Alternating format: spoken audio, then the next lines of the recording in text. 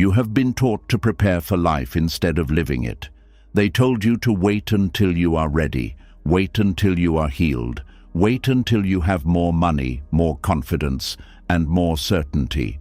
But while you keep preparing, the morning is passing, the people you love are changing, your body is aging, and the quiet moments you were supposed to enjoy are slipping through your hands. This is how life gets missed. Not because you failed, but because your mind was always 3 steps ahead, always planning, always fixing, always rehearsing a future that may never arrive. And Buddhism teaches that this is one of the deepest forms of suffering, because the present moment is the only place where life can actually touch you. Tonight, these lessons will bring you back from the future you keep chasing, back to this breath, this body, this day, and this simple life that is already asking to be lived. The pressure will soften, the noise in your mind will slow down, and you will begin to see that peace was never waiting at the end of perfect preparation. This is not just another audio to fall asleep to. This is a gentle awakening to the life you are missing right now. Are you ready? Let's begin. And maybe that is the strangest part of all. Most people do not realize they are missing their lives while it is happening. They think they are being responsible. They think they are preparing wisely. They think they are protecting themselves from future pain. But slowly, without noticing it, preparation becomes a full-time occupation, and presence quietly disappears. There is a silent sadness in realizing how many people have spent years getting ready to live, but never truly arriving inside their own lives. A person tells themselves they will finally relax after they make more money. Another says they will enjoy life after they heal emotionally. Someone else says they will start resting once things become less stressful. But life keeps moving while the mind keeps postponing peace. The sun still rises, people still age, parents grow older, children grow up, friendships change, bodies change, seasons pass, and through all of it, the mind keeps whispering, "Not yet." Buddhism teaches that the human mind has a deep addiction to elsewhere. It constantly escapes the present moment by moving toward the future. The mind believes salvation exists in the next achievement, the next plan, the next version of yourself. But this endless preparation often hides something much deeper than responsibility. It hides fear. Because if you are always preparing, you never have to fully face your life as it is right now. Many people spend their entire lives emotionally packing bags for a future they never enter. They prepare for conversations that never happen. They rehearse disasters that never arrive. They study every possible outcome before taking a simple step forward. They delay joy until they feel more deserving of it. They delay rest until they feel exhausted enough to earn it. They delay love until they become more perfect. And slowly, the present moment becomes nothing more than a waiting room. That is one of the greatest tragedies of the human experience. A person can survive for decades without ever truly feeling alive. The Buddhist teachers often spoke about the restless monkey mind, a mind that swings endlessly from branch to branch, never staying still long enough to experience reality directly. One moment it is replaying the past, the next moment it is controlling the future. But very rarely is it simply here. And this creates a strange kind of suffering because the body always lives in the present, but the mind refuses to join it. You can see this everywhere. Someone drinks coffee while thinking about tomorrow's problems. Someone sits with family while mentally answering emails.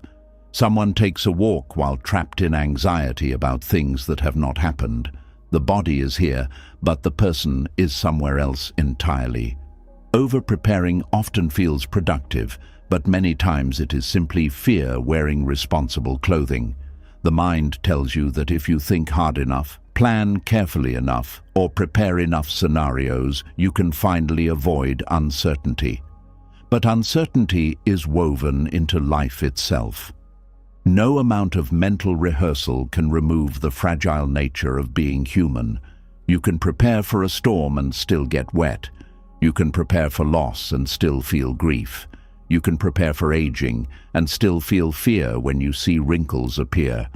Life has never promised control. It only offers participation. This is why Buddhism places so much emphasis on awareness. Not because awareness removes difficulty, but because awareness reconnects you to reality before your entire life disappears inside mental noise. There are people who have spent years preparing to become someone worthy of living. They tell themselves, "Once I lose weight, then I will enjoy myself. Once I become successful, then I will relax. Once I finally heal completely, then I will allow myself to love and be loved." But the future version of themselves keeps moving farther away, like the horizon. The problem is not growth. Buddhism does not reject growth. The problem is using self-improvement as a condition for being fully alive now. Because life does not begin after perfection. A flower does not wait until it becomes flawless before it blooms. A sunset does not apologize for being temporary. A child does not postpone laughter until they become wise. Only the human mind creates this endless negotiation with existence. I will allow myself peace later. I will allow myself happiness later. I will allow myself to live later. And later becomes another year, then another decade.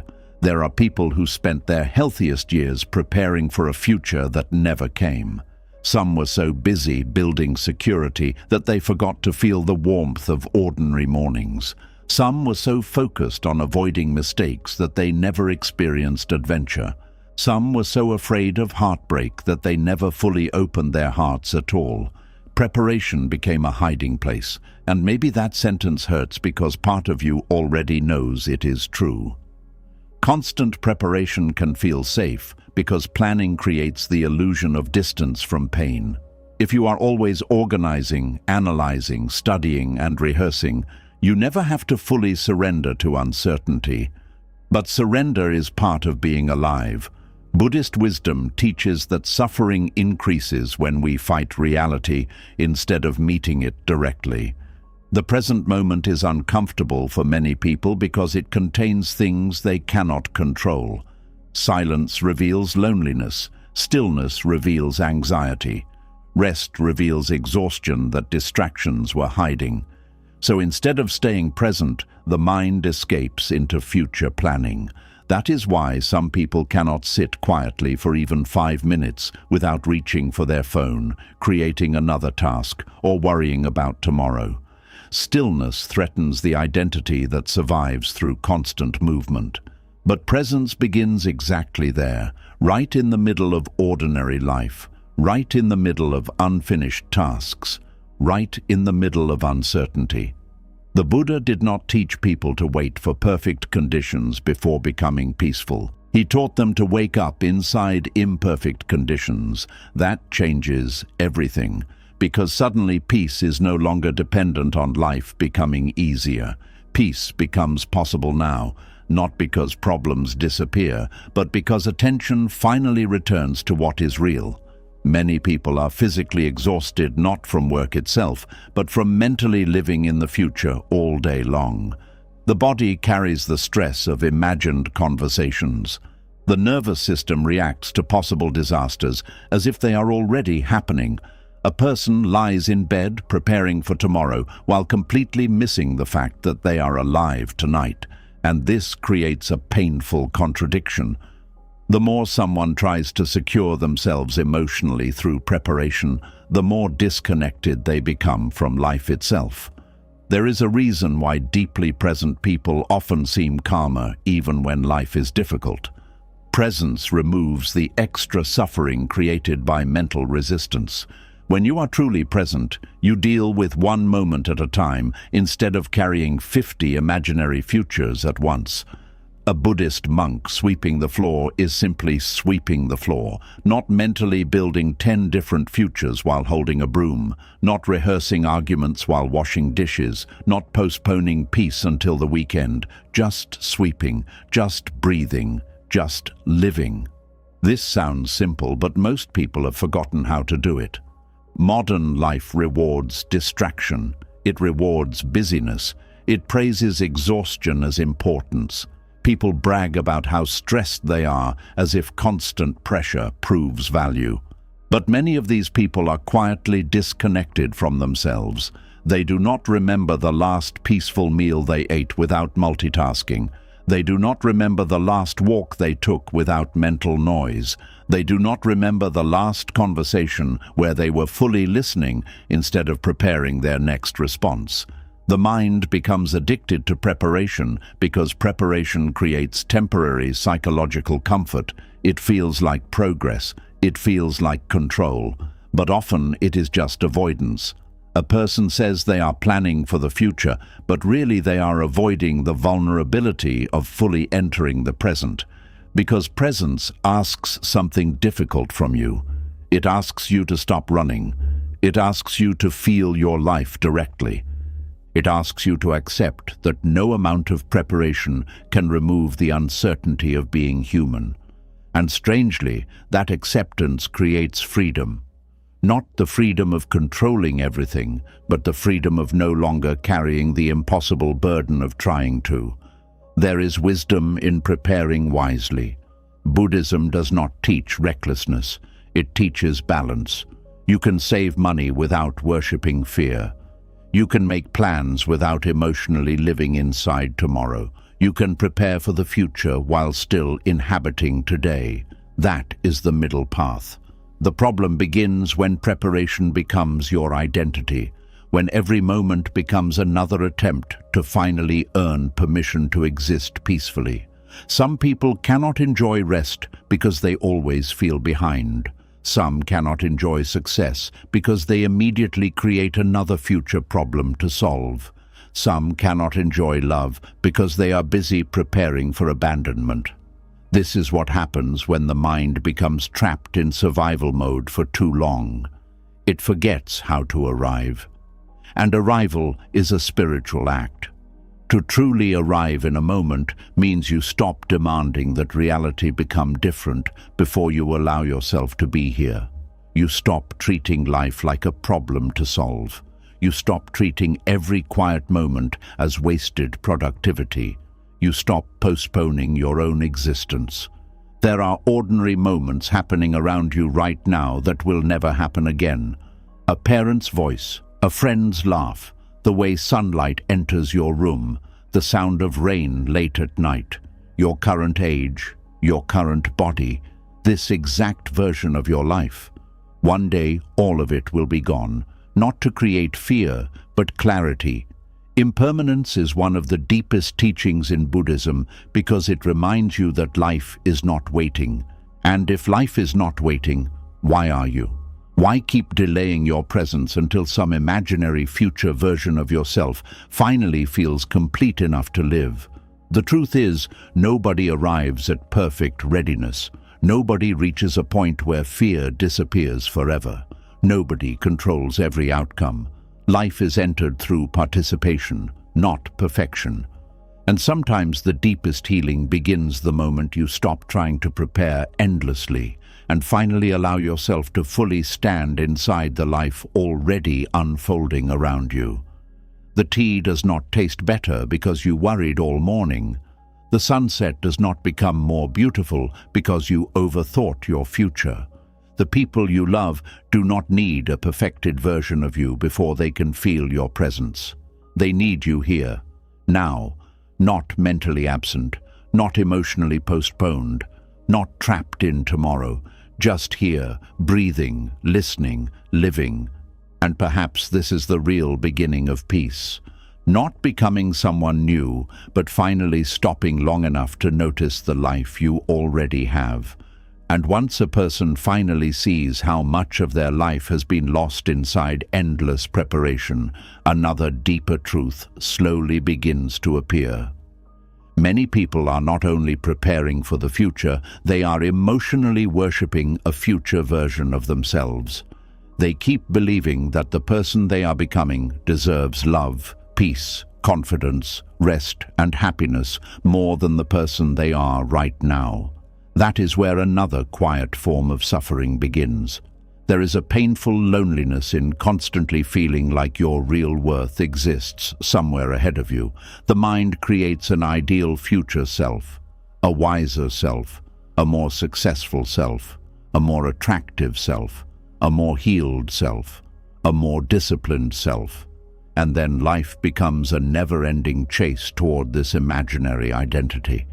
Every day turns into another attempt to finally become someone acceptable enough to deserve peace. But while you chase the person you hope to become, you slowly abandon the person you already are. Buddhism teaches that much of human suffering comes from attachment. Most people think attachment only means becoming attached to money, relationships, or possessions. But one of the deepest attachments is attachment to identity. The mind becomes attached to an imagined future version of itself and starts rejecting the present version with quiet cruelty. This happens so subtly that many people do not even notice it. A person tells themselves, "When I finally become confident, then I will speak freely. When I finally become successful, then I will enjoy my life. When I finally heal emotionally, then I will allow myself to be loved. When I finally become disciplined enough, attractive enough, intelligent enough, spiritual enough, then I will finally rest."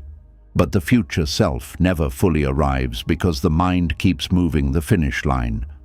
Even after success comes, another standard appears. Even after healing begins, another flaw becomes the focus. Even after growth happens, the mind whispers, "Still not enough." This is why some people achieve everything they once dreamed about and still feel internally restless.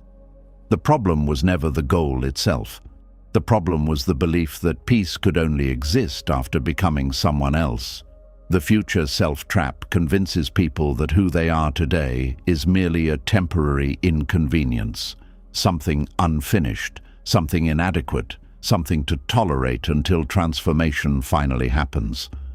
But when you live this way for years, you stop forming a relationship with your present self altogether. You stop listening to yourself compassionately.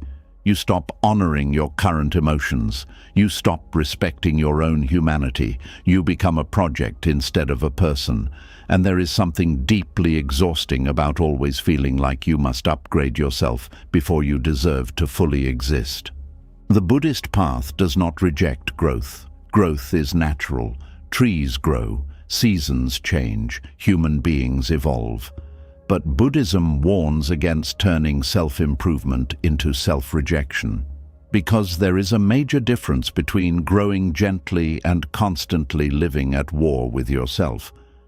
Many people cannot feel peace because every moment has become another self-evaluation. Am I successful enough? Am I productive enough? Am I healing fast enough? Am I spiritual enough? Am I attractive enough? Am I worthy yet? And the mind keeps scanning itself for defects the way a nervous person checks a mirror before entering a room. This creates a life filled with hidden tension because the person never actually arrives in the present moment. They are too busy trying to escape themselves. One of the saddest things about the future self-trap is that it often disguises itself as motivation. Society praises people who constantly optimize themselves, improve yourself, fix yourself, reinvent yourself, become better, become stronger, become more desirable, become more impressive. And while growth can be beautiful, many people secretly use self-improvement to avoid self-acceptance. They believe if they can just perfect themselves enough, they will finally stop feeling unworthy. But worthiness cannot be earned through endless self-repair. The future self-trap is built on the illusion that love and peace are rewards waiting at the end of transformation. Buddhism teaches something radically different. It teaches that awakening begins when you stop running away from the life and self already here. That does not mean becoming passive. It means you stop withholding compassion from yourself until you become ideal. There are people who speak kindly to everyone except themselves. People who forgive others while internally punishing their own imperfections every single day. People who allow everyone else to be human while demanding perfection from themselves before they can rest. And slowly, the relationship they have with themselves becomes harsh, conditional, and emotionally cold. The future self becomes a form of psychological escape. Instead of fully inhabiting today, the mind escapes into fantasies about who it might become tomorrow. This is why some people are addicted to self-help content but rarely feel peaceful. They keep consuming new methods, new routines, new philosophies, new identities, hoping the next transformation will finally remove their inner discomfort. But inner discomfort cannot heal through endless self-abandonment. A person may spend years trying to become better while secretly believing their current self is unlovable. That belief poisons every achievement. Even success becomes emotionally empty when it is built on self-rejection. The Buddha often spoke about the suffering created by craving. Most people think craving only means wanting material things, but craving can also mean craving a different self. Wanting to become someone else so badly that you stop seeing the sacredness of the person already breathing here. This creates a very painful emotional split. One part of you becomes the judge. The other part becomes the judged. One part constantly demands improvement. The other part constantly feels inadequate. And instead of inner peace, the mind becomes a courtroom, always evaluating, always criticizing, always preparing another version of yourself to chase. There are people who cannot enjoy simple moments because they are mentally comparing themselves to who they think they should already be. They sit at dinner while feeling behind in life. They spend time with loved ones while silently feeling like failures. They achieve milestones and immediately focus on what is still missing. Even rest becomes difficult because rest feels undeserved. This is the tragedy of living too attached to future identity. You lose contact with your own aliveness. You stop experiencing life directly because you are constantly measuring yourself against imagined perfection. The future self-trap also creates chronic dissatisfaction because the ego survives through incompleteness. The ego says, "Once I become this next version of myself, then everything will finally feel okay." But once that version arrives, the ego creates another one. It keeps the person psychologically running forever, like chasing the horizon. No matter how far you walk, it keeps moving. This is why Buddhism places such deep emphasis on awareness instead of identity construction. Awareness allows you to observe yourself without becoming trapped inside endless self-judgment. You begin noticing thoughts without obeying all of them. You begin seeing how often the mind postpones peace. You begin realizing how many years have been spent trying to become enough. And perhaps one of the most healing moments in life is when you finally stop asking, "When will I become worthy?" and start asking, "What if I already deserved compassion before becoming anyone else?" That question changes something deep inside the heart, because many people are carrying an invisible emotional burden. They are exhausted from trying to outrun themselves, always becoming, never arriving, always fixing, never resting, always comparing, never accepting. The present self becomes treated like a temporary embarrassment instead of a living human being deserving tenderness now. Some people even postpone relationships because they think they must become more polished first. They hide parts of themselves until they feel more impressive. They wait to be fully healed before allowing connection. But human beings were never meant to earn love through perfection. Real connection often begins when masks fall away, when performance softens, when someone stops trying so hard to appear complete. The future self-trap can also steal gratitude from ordinary life. A person becomes so focused on becoming more that they stop appreciating what already exists. They cannot enjoy their current home because they obsess over the future house. They cannot appreciate their current body because they are chasing a future body. They cannot appreciate their current chapter because they are emotionally living inside another season entirely. And while they wait for future happiness, present life quietly passes. Children grow older. Parents age. Friendships shift. Moments disappear forever. Buddhism reminds us constantly that impermanence touches everything, not to create fear, but to awaken attention. Because when you deeply understand impermanence, you stop treating today like a meaningless hallway leading somewhere more important. Today is life itself, not preparation for life, not rehearsal for life, not a temporary waiting room before life begins. This very moment matters. This version of you matters too, even unfinished, even uncertain, even flawed. The future self-trap also damages mental peace because it teaches the nervous system that safety only exists in becoming more successful, more admired, more healed, more accomplished, more spiritually advanced. But there will always be another level if your mind depends on achievement for inner permission to rest. This creates a hidden addiction to self-dissatisfaction, and modern culture often feeds this addiction constantly. Social media shows endless versions of people appearing happier, richer, wiser, more attractive, more disciplined. The mind compares itself constantly and concludes that peace belongs to other people who are somehow further ahead. But comparison destroys presence. The moment you compare your current life to an imagined superior version, gratitude disappears. The mind leaves reality and enters deficiency. Buddhist wisdom calls people back from this trap by teaching non-attachment to identity. You are not a fixed project to perfect forever. You are a living, changing human experience. And life becomes much softer when you stop treating yourself like a machine under constant evaluation. There is tremendous healing in allowing yourself to simply be a person sometimes, not a performance, not a future masterpiece, not a self-improvement project, just a human being breathing through another ordinary day. Some of the most peaceful people are not those who became perfect. They are those who stopped fighting themselves every moment. They still grow, they still learn, they still evolve, but their growth no longer comes from hatred toward who they are now. It comes from care. There is a major spiritual difference between saying, "I want to grow because I hate myself," and saying, "I want to grow because I love myself enough to care for my life."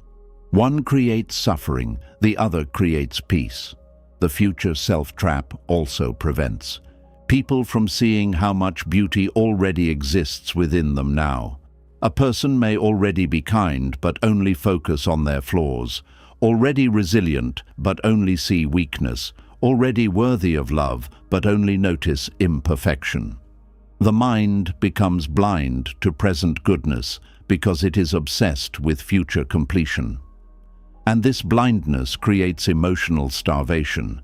No achievement ever feels sufficient because the inner relationship remains wounded. Buddhism gently teaches that freedom begins when awareness returns to this moment without demanding that reality become different first. That includes your relationship with yourself. You do not need to become another person before deserving your own compassion. You do not need to earn rest through exhaustion. You do not need to become spiritually flawless before allowing yourself peace. You do not need to wait for perfection before fully entering your own life. The person you are right now is not a mistake standing in the way of your future self. This version of you is life itself unfolding, messy, changing, learning, hurting sometimes, healing slowly, trying again, breathing through uncertainty like every human being who has ever lived. And perhaps true presence begins the moment you stop abandoning yourself in pursuit of who you think you should become. Because one day you may finally realize something deeply freeing.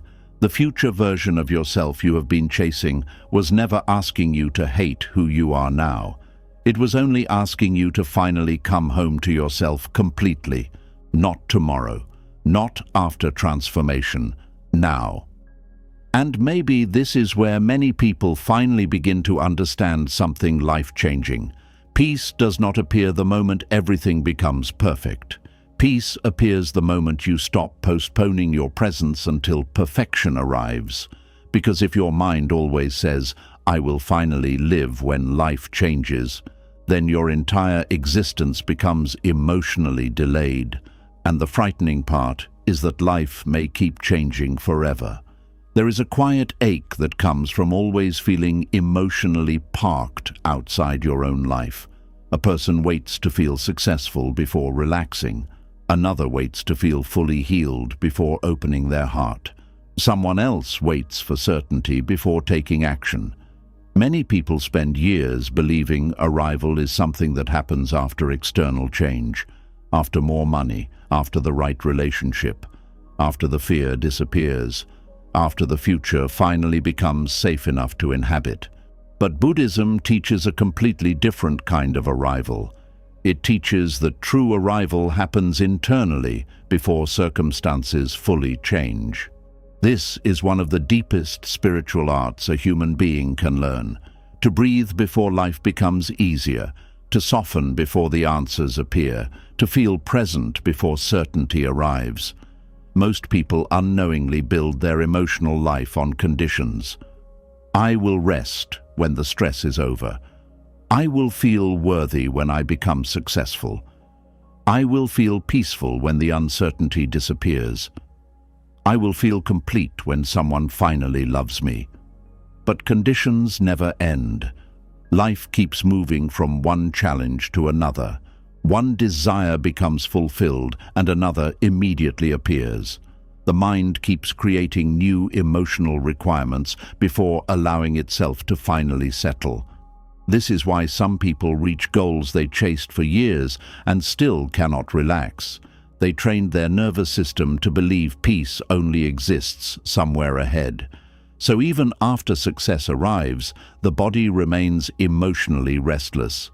Buddhism teaches that suffering deepens when the mind constantly demands that reality become different before allowing presence. That teaching changes everything because it reveals a hidden truth. The problem is not only external difficulty. The problem is the inner habit of withholding life from yourself until circumstances improve. Some people postpone joy for decades without realizing it. They wake up every day emotionally waiting for enough money, waiting for enough healing, waiting for enough confidence, waiting for enough validation, waiting for life to finally grant them permission to arrive. But existence does not work that way. Life is not a doorway you enter after solving every problem. Life is happening while the problems exist. The Buddhist art of arriving means learning to inhabit your life before everything becomes ideal. That does not mean pretending pain is not real. It means refusing to abandon yourself while pain exists. This is where many people misunderstand presence.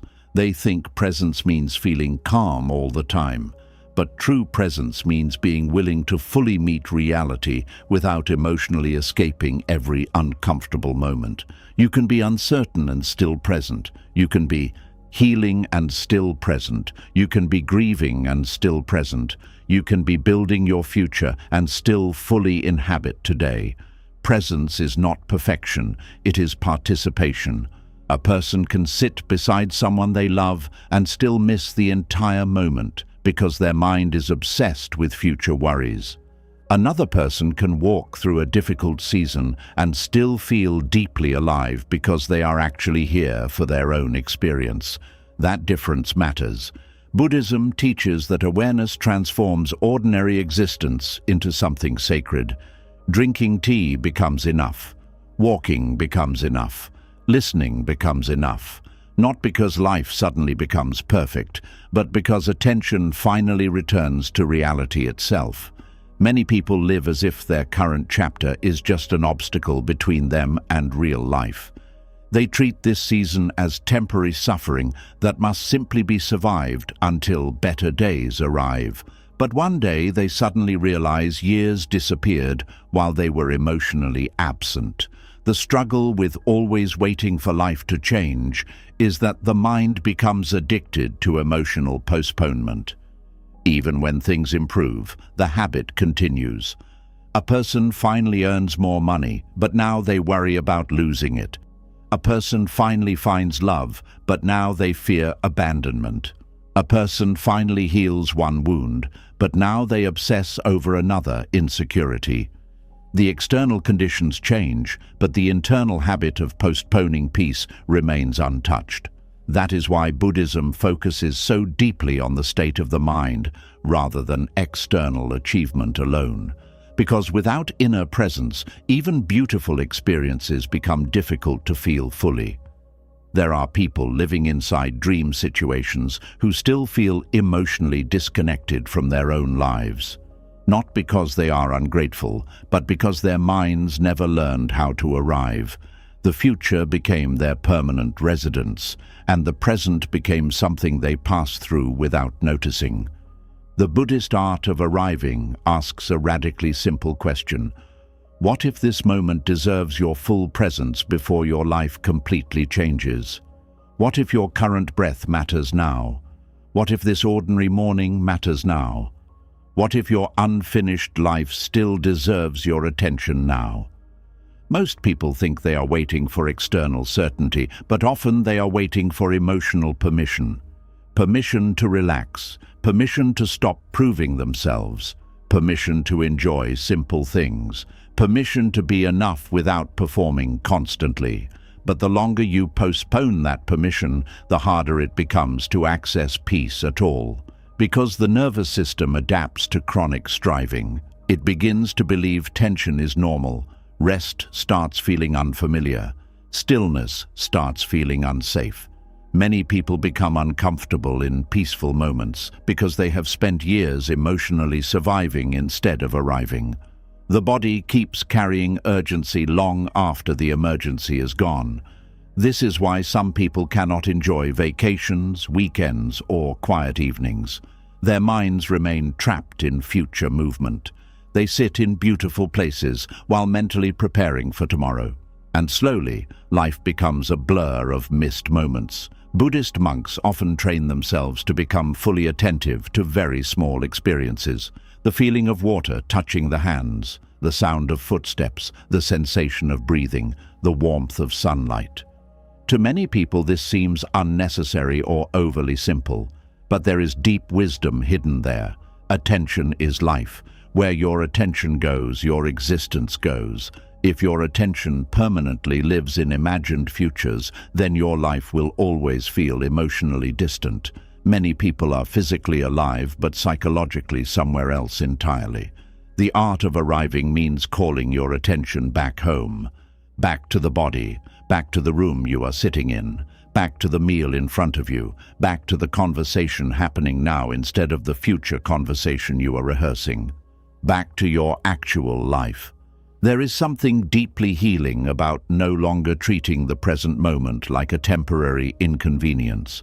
The mind often believes that arrival will happen automatically after external success, but presence is not something success gives you. Presence is something you practice before success arrives.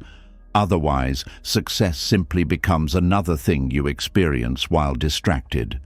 The same is true for healing. Many people believe they must completely heal before they can start living fully.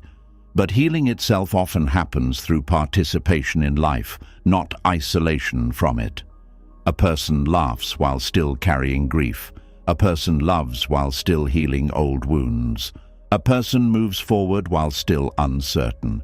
This is part of being human. Buddhism does not ask people to become emotionally flawless before awakening. It asks them to stop running from reality long enough to see clearly. And clarity changes how suffering feels. When you stop demanding that life become perfect before you allow yourself to be present, something softens inside you. You stop fighting existence every moment. You stop treating uncertainty as proof that peace is impossible. You stop postponing your humanity. There are people who cannot enjoy their current age because they are grieving another version of themselves. Too old to feel young again, too young to feel accomplished enough, too focused on who they used to be or who they should become. And in the middle of this comparison, they lose contact with the person they actually are. The Buddhist art of arriving teaches radical intimacy with the present self, not the perfected self, not the future self. This self, breathing here, living here, trying here. This changes relationships too. Many people wait to become emotionally perfect before allowing themselves connection. They believe they must become more interesting, more healed, more complete first. But some of the deepest human moments happen when people allow themselves to be seen before they feel fully ready. Life rarely pauses until your fears disappear. The child still wants your attention while you are anxious. The friend still wants your presence while you are uncertain. The sunset still appears while your future remains unresolved. Reality keeps unfolding whether your mind is prepared or not. And there is sorrow in constantly missing what is beautiful because you are emotionally waiting for certainty first. Buddhism reminds people that certainty itself is temporary. Even stable seasons eventually change. Even healthy bodies age. Even beautiful relationships shift with time. Trying to emotionally arrive only after certainty appears is impossible because life itself remains fluid. This is why inner groundedness matters more than external guarantees. A tree survives storms not because the sky remains calm forever, but because its roots know how to stay connected to the earth. Presence creates those roots inside the human spirit. A deeply present person still experiences fear, sadness, and uncertainty, but they no longer abandon themselves every time discomfort appears. They remain emotionally available to their own lives. That is rare. Many people disappear psychologically whenever life becomes difficult. They retreat into overthinking, future obsession, distraction, emotional numbness, or endless productivity. Presence asks something much more courageous: to stay, to remain awake inside your own existence, to feel this moment honestly without immediately escaping it. And strangely, this honesty creates more peace than endless mental control ever could. Because control is exhausting, the mind constantly scanning for certainty becomes tired. The body constantly bracing for future outcomes becomes tense. The spirit constantly delaying peace becomes emotionally hungry. Arrival interrupts this cycle. Arrival says, "This moment belongs to my life too." Even before success, even before healing, even before certainty. This is one of the most difficult lessons for modern people because society trains human beings to constantly chase the next milestone. Childhood prepares for adulthood. Adulthood prepares for retirement. One achievement prepares for another achievement. People become experts at reaching goals, but strangers to presence. Some do not know how to simply sit quietly without trying to improve themselves. Some do not know how to enjoy a meal without multitasking. Some do not know how to walk without mentally rushing ahead. And because of this, ordinary life begins to feel emotionally empty. Not because ordinary life lacks beauty, but because attention has disappeared from it. The Buddhist path slowly restores that attention. It teaches people how to arrive before conditions become ideal, how to breathe before fear disappears, how to love before certainty arrives, how to feel grateful before life becomes perfect. And this gratitude is not denial, it is awareness. Awareness that life is happening now, not later, not after transformation, now. There is also deep freedom in realizing you do not need to solve your entire future to inhabit today. Many people carry the impossible burden of trying to mentally control every possible outcome before allowing themselves peace. But life has never offered that kind of guarantee. The future has always been uncertain. And yet, birds still sing, rain still falls, people still laugh, children still play, love still appears unexpectedly, life still unfolds. The Buddhist art of arriving teaches that peace is not found through total control of tomorrow. Peace is found through full participation in today. And perhaps this is what your heart has been searching for all along. Not another future identity, not another destination, not another condition to finally satisfy, but the ability to fully enter your own life before it passes you by. Because one day you may realize that the moments you kept postponing your presence for were actually the moments that mattered most. The ordinary mornings, the tired evenings, the conversations you almost rushed through, the quiet breaths you barely noticed, the unfinished version of yourself that was already worthy of being fully alive. And maybe true awakening begins right there, the moment you stop waiting for life to change before you finally allow yourself to arrive inside it completely. And once you begin to understand the art of arriving before life changes, another hidden pattern becomes easier to see. Many people are not only waiting for life to become better before they arrive, they are trying to plan so perfectly that life will never surprise them again. They believe if they think enough, prepare enough, and calculate enough, they can finally become safe from uncertainty. But life cannot be fully controlled. It can only be met. There is a quiet fear inside the person who cannot stop planning. On the outside, they may look responsible, careful, and wise. But deep inside, something is shaking, something is whispering. If I do not prepare for every possible problem, something bad will happen, and I will not survive it. So the mind keeps working. It keeps predicting. It keeps organizing invisible disasters. It keeps building mental walls against a future that has not arrived. This is how planning becomes a hiding place. At first, planning looks harmless. You make a list. You think about what could go wrong. You prepare for tomorrow. You try to make good decisions. There is nothing wrong with this. Buddhism does not teach carelessness. It does not tell you to walk into life with closed eyes and call it peace. Wisdom includes preparation. If it may rain, you carry an umbrella. If you have work to do, you arrange your time. If you have responsibilities, you pay attention to them. But there is a point where planning stops being wisdom and becomes fear wearing a neat coat. You can feel the difference in the body. Wise planning brings clarity. Fearful planning brings tension. Wise planning helps you take one useful step. Fearful planning makes you rehearse 10 painful futures. Wise planning ends when the next right action is clear. Fearful planning never ends, because fear always finds another thing to worry about. This is the illusion that more planning means more safety. The mind says, if I can just think through every detail, I will finally feel secure. But the more it plans, the more unsafe it often feels. Because every plan opens the door to another possibility. Every possibility creates another fear. Every fear demands another plan. Before long, the person is not living anymore. They are managing an invisible emergency that exists mostly in their own mind. Buddhism teaches that suffering often begins when we confuse thought with reality.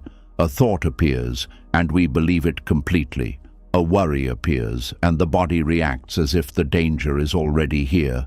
The mind says, what if this happens? And suddenly the heart tightens, the stomach turns, the shoulders rise, and the breath becomes shallow.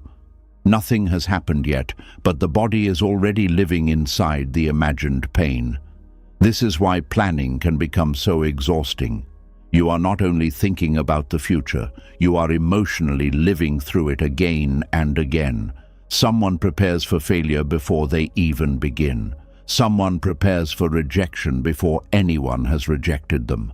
Someone prepares for loss while still holding what they love. Someone prepares for embarrassment before stepping into the room. And because the body cannot always tell the difference between a real event and a deeply believed mental story, the person becomes tired from surviving things that have not happened. This is not safety. This is self-created suffering. The Buddha taught that the mind is powerful, but an untrained mind can become its own prison. It can take one simple situation and turn it into 1,000 possible problems. It can take one uncertain moment and cover it with fear. It can take one ordinary day and fill it with imaginary disasters. And the person believes they are being careful, when really they are being pulled away from direct experience. Direct experience is simple. The breath is here, the body is here, the room is here, the task in front of you is here. But the anxious mind does not want simple reality. It wants control. It wants guarantees. It wants to know that nothing will hurt, nothing will fail, nothing will change, and nothing will disappoint. But life has never offered such a contract. This is where Buddhist presence becomes powerful. Presence does not promise that nothing difficult will happen. Presence teaches you that you can meet what happens without abandoning yourself before it arrives. That is a different kind of safety. Most people are searching for safety in prediction. Buddhism points towards safety in awareness. Prediction says, I must know what will happen before I can relax. Awareness says, I can return to myself even when I do not know. Prediction depends on controlling the world. Awareness depends on staying awake inside your own mind. And this is why awareness is more stable than planning alone. Plans break. People change, weather shifts, bodies age, money comes and goes, relationships move through seasons, good intentions meet unexpected obstacles. Even the most careful person cannot plan away impermanence. But awareness can remain with you through change, breath can remain available, attention can return, wisdom can respond, compassion can soften the heart. These are inner resources, and they matter more than the illusion of total control. Many people do not truly trust themselves, so they over-plan. They do not believe they can handle discomfort if it comes. They do not believe they can recover from mistakes. They do not believe they can respond wisely in the moment, so they try to prepare for every possible situation ahead of time. Beneath all that planning is a hidden belief. I am not safe unless I control everything first. But no human being can control everything first. This belief creates a life of constant inner pressure. The person is always trying to be ahead of life, ahead of pain, ahead of conflict, ahead of uncertainty, ahead of disappointment. But life cannot be outrun. Sooner or later, every person must meet a moment they did not prepare for. A phone call, a change, a loss, a delay, a truth, a silence, a door that closes, a door that opens before they feel ready. And in those moments, what matters most is not how many fears they rehearsed. What matters is whether they can stay present enough to respond. Planning is useful when it serves life. Planning becomes suffering when life becomes a servant to planning. You can see this in the person who spends so much time preparing for a conversation that they never speak honestly when the moment comes. They have rehearsed every sentence, every reaction, every possible reply. But when they finally face the person, the conversation feels stiff, controlled, and disconnected. Why? Because they are not truly listening. They are performing a plan. You can see it in the person who plans a perfect future with someone they love, but misses the tenderness of the relationship today. They are thinking about where things are going, whether it will last, what could go wrong, how to secure it, how to protect themselves. Meanwhile, the other person is sitting right there, waiting to be felt, heard, and seen. You can see it in the person who prepares endlessly for success, but cannot enjoy the small progress happening now. Their eyes are always on the next problem. Their mind is always correcting, comparing, improving, calculating. Nothing is enough because everything is only a step towards something else. This kind of planning slowly removes the soul from life. Buddhism brings us back to the ordinary moment, because the ordinary moment is where reality lives. Not in the mental movie of what could happen, not in the imagined disaster, not in the perfect outcome. Reality is here, before the mind covers it with fear. And when you return to what is here, you often discover that this moment is much more manageable than the future you were fighting in your head. Right now, maybe you only need to breathe. Right now, maybe you only need to send one message. Right now, maybe you only need to wash the cup, eat the meal, take the walk, rest the body, or tell the truth. The mind makes life heavy by forcing you to carry the next 10 years inside this one breath. But this breath was never meant to carry 10 years. This breath was meant to be breathed. There is deep mercy in understanding this. You do not need to solve your whole life today. You do not need to predict every challenge before it appears. You do not need to become perfectly prepared before you are allowed to take the next step. You are allowed to meet life in pieces. You are allowed to respond moment by moment. You are allowed to be human, not a machine that calculates every danger before moving. The illusion that more planning means more safety often begins early in life. Some people learned that mistakes were punished. Some learned that love was unstable. Some learned that being unprepared led to shame. Some grew up in environments where they had to watch people's moods carefully to avoid conflict. So the mind became a guard. It learned to scan ahead. It learned to prepare for emotional weather before the storm began. That kind of planning may have once helped a person survive, but what helps you survive in one season can become the very thing that keeps you from living in another. A child who had to stay alert may grow into an adult who cannot relax. A person who was once betrayed may prepare for betrayal in every relationship. A person who once failed publicly may overplan every future step to avoid shame. The past quietly teaches the mind that uncertainty is dangerous. Buddhism does not shame this. It brings compassion to it. The mind is not your enemy. It is trying to protect you. The problem is that it sometimes protects you so intensely that it blocks you from intimacy, spontaneity, joy, and peace. It builds a wall so strong that even beauty cannot enter. This is why awareness must be gentle. You do not force the mind to stop planning. You begin by noticing when planning has become fear. You pause and ask, is this useful preparation, or am I trying to escape uncertainty? That one question can open a door. Useful preparation has an endpoint. Fear-driven preparation keeps demanding more.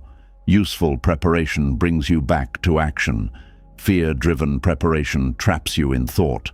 Useful preparation respects reality. Fear-driven preparation tries to defeat impermanence.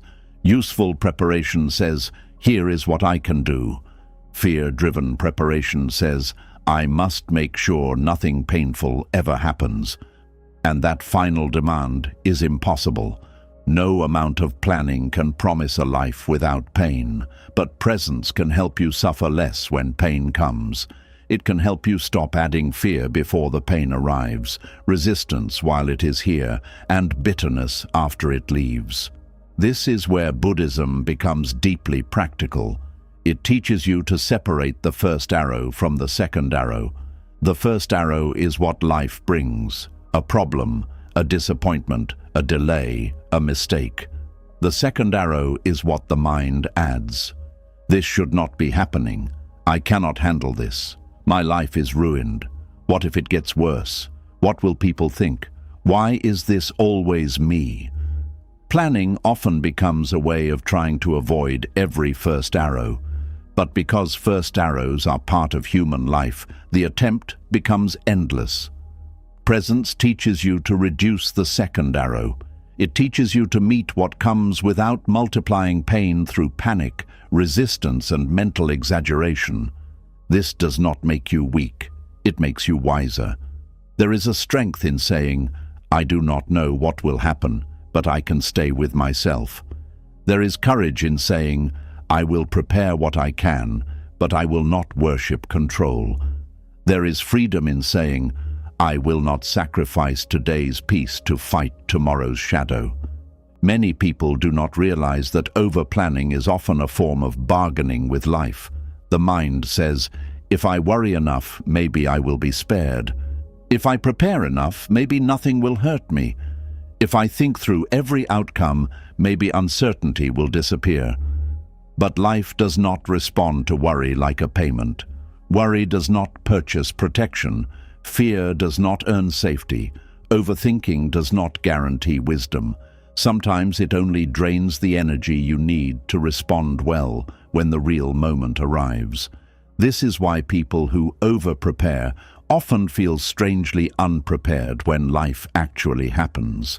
They spent so much energy rehearsing possibilities that they have little calm left for reality. Their minds are tired before the event begins. Their bodies are already tense. Their emotions are already overloaded. They are not meeting life fresh. They are meeting it exhausted from imagined versions of it. Buddhist presence restores freshness. It allows you to meet this moment without dragging every imagined outcome into it. It allows you to see what is actually happening, not only what you fear might happen. It allows you to respond to reality instead of reacting to mental projections, and that is a powerful difference. A person who is present can notice, "This is fear." They do not need to become the fear. They can notice, "This is uncertainty."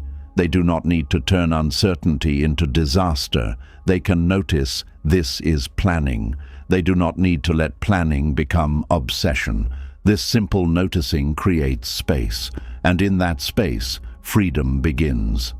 Without awareness, the mind controls you.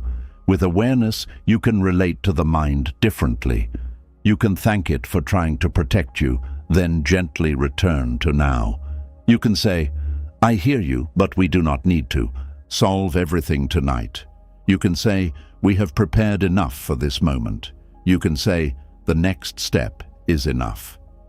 This is not childish comfort. This is deep spiritual discipline.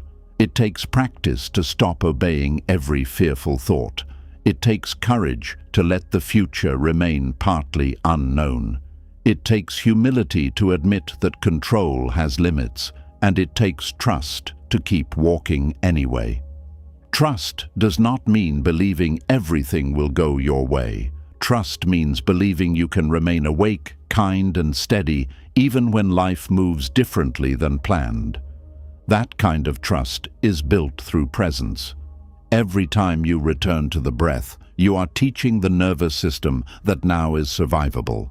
Every time you complete one task without mentally rushing into 10 others, you are training attention.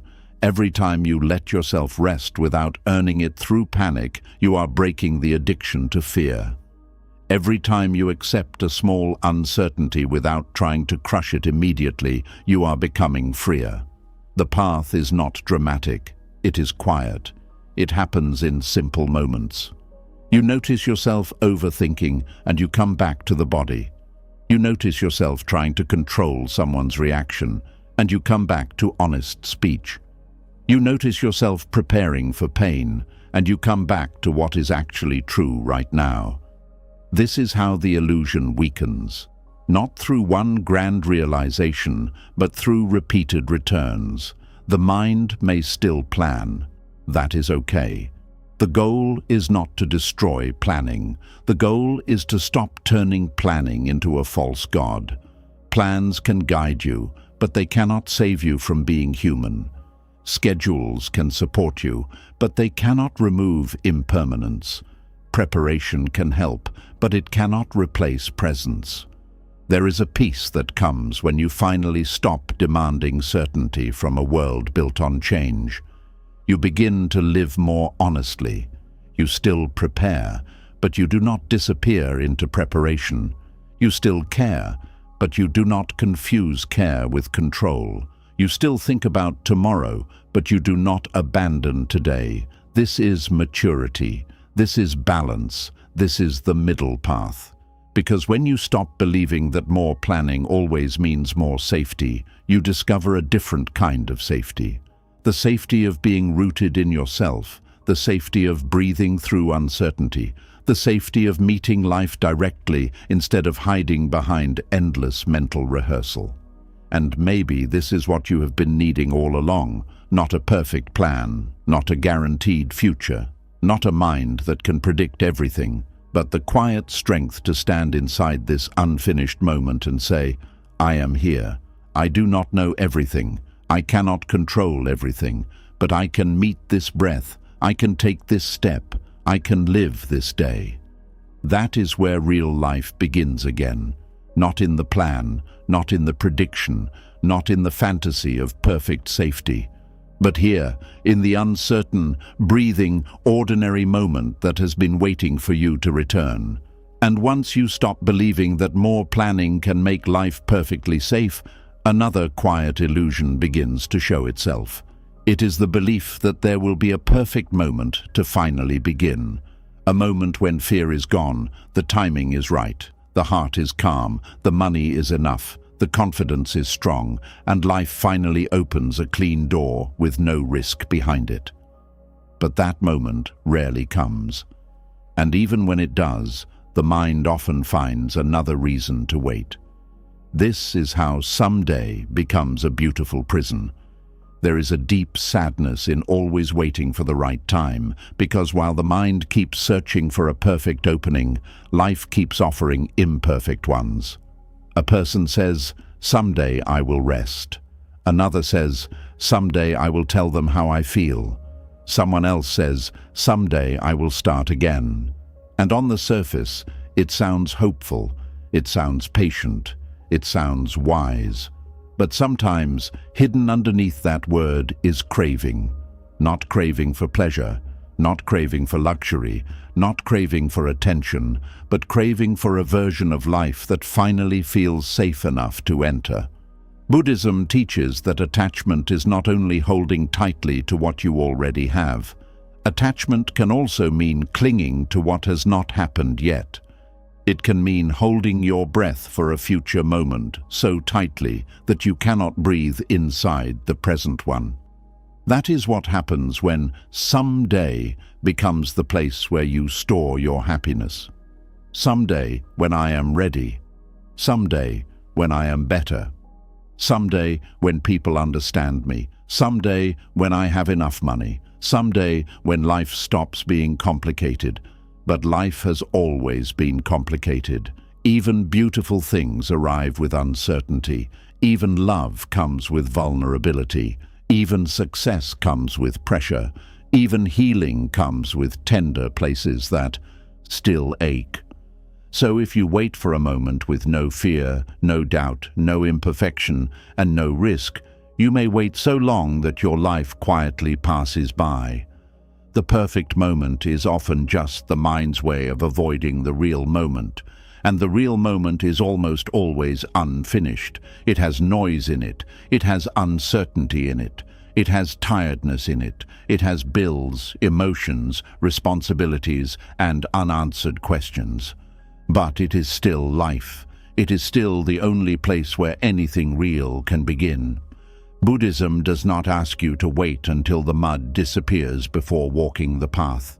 The lotus itself grows from mud. This is one of the most powerful symbols in Buddhist thought, because it reminds us that awakening does not require perfect conditions. Beauty can rise from difficulty. Clarity can begin inside confusion. Peace can be practiced even when life is not clean, easy, or fully arranged. Many people do not begin because they are secretly waiting for life to feel pure. They want a perfect first step, a perfect mood, a perfect schedule, a perfect sign. But life does not usually hand you perfection before movement. Often, movement is what reveals the path. You take one imperfect step, and then the next step becomes clearer. You speak with a shaking voice, and then courage begins to grow. You begin before feeling ready, and then readiness slowly follows. This is why waiting can become so dangerous. It disguises itself as wisdom, but sometimes it is fear dressed in patient language. I am just waiting for the right time. I am just being careful. I am just making sure everything is aligned. Sometimes that is true. There are moments when waiting is wise, but there are also moments when waiting is avoidance. The difference is not always in the action, it is in the energy behind it. Wise waiting feels spacious. Fearful waiting feels tight. Wise waiting keeps you awake. Fearful waiting makes you numb. Wise waiting listens to life. Fearful waiting hides from it. Wise waiting has patience. Fearful waiting has paralysis. When Buddhism speaks about craving, it points to the restless thirst of the mind. The mind keeps saying, not this, something else, not now, later, not here, somewhere else. This thirst is what pulls a person away from peace, and someday can become one of the mind's most spiritual-looking cravings, because it does not always look greedy. It may look responsible. It may look ambitious, it may look humble, but inside there is still a refusal to fully inhabit now. The mind says, I cannot be peaceful in this life yet. I need another life first. But Buddhism keeps calling you back, not to a fantasy, not to a perfect future, back to the breath, back to the body, back to the moment that is already here. This does not mean you stop having dreams. It does not mean you stop preparing for good things. It does not mean you abandon goals, love, work, healing, or growth. It means you stop making the future responsible for your entire inner life, because the future cannot carry that weight. If all your peace lives in someday, then today becomes emotionally empty. And if today becomes empty enough times, your whole life begins to feel like something you are waiting to start. There are people who have postponed joy for so long that joy now feels unfamiliar. They do not know how to enjoy a quiet meal without guilt. They do not know how to sit in sunlight without checking what still needs to be done. They do not know how to laugh freely without feeling like they should be solving something. Their mind has been trained to believe that life must be earned later, not received now. But life is not only a reward at the end of suffering. Life is also this small breath, this simple morning, this tired evening, this ordinary chance to be present. The attachment to the perfect moment often comes from the fear of making mistakes. People wait because they do not want to begin badly. They do not want to look foolish. They do not want to be judged. They do not want to choose wrong, so they keep delaying action until they can guarantee a painless outcome. But no path worth walking comes with that guarantee. The person who waits to speak until every word is perfect may never tell the truth. The person who waits to create until every skill is perfect may never create. The person who waits to love until every wound is healed may never open their heart. The person who waits to live until fear disappears may never live. Fear does not always leave before action. Sometimes it leaves because action teaches the heart that it can survive. This is one reason Buddhist practice is so simple and so difficult at the same time. It does not ask for dramatic promises about the future. It asks for presence now. Sit, breathe, notice, return, speak. Kindly, walk consciously, eat with awareness, meet anger without becoming it, meet fear without worshipping it, meet uncertainty without running away. These are not glamorous actions, but they are powerful because they break the spell of later. The mind loves big future transformations because they allow you to avoid small present responsibilities. It is easier to dream about becoming peaceful one day than to pause before reacting today.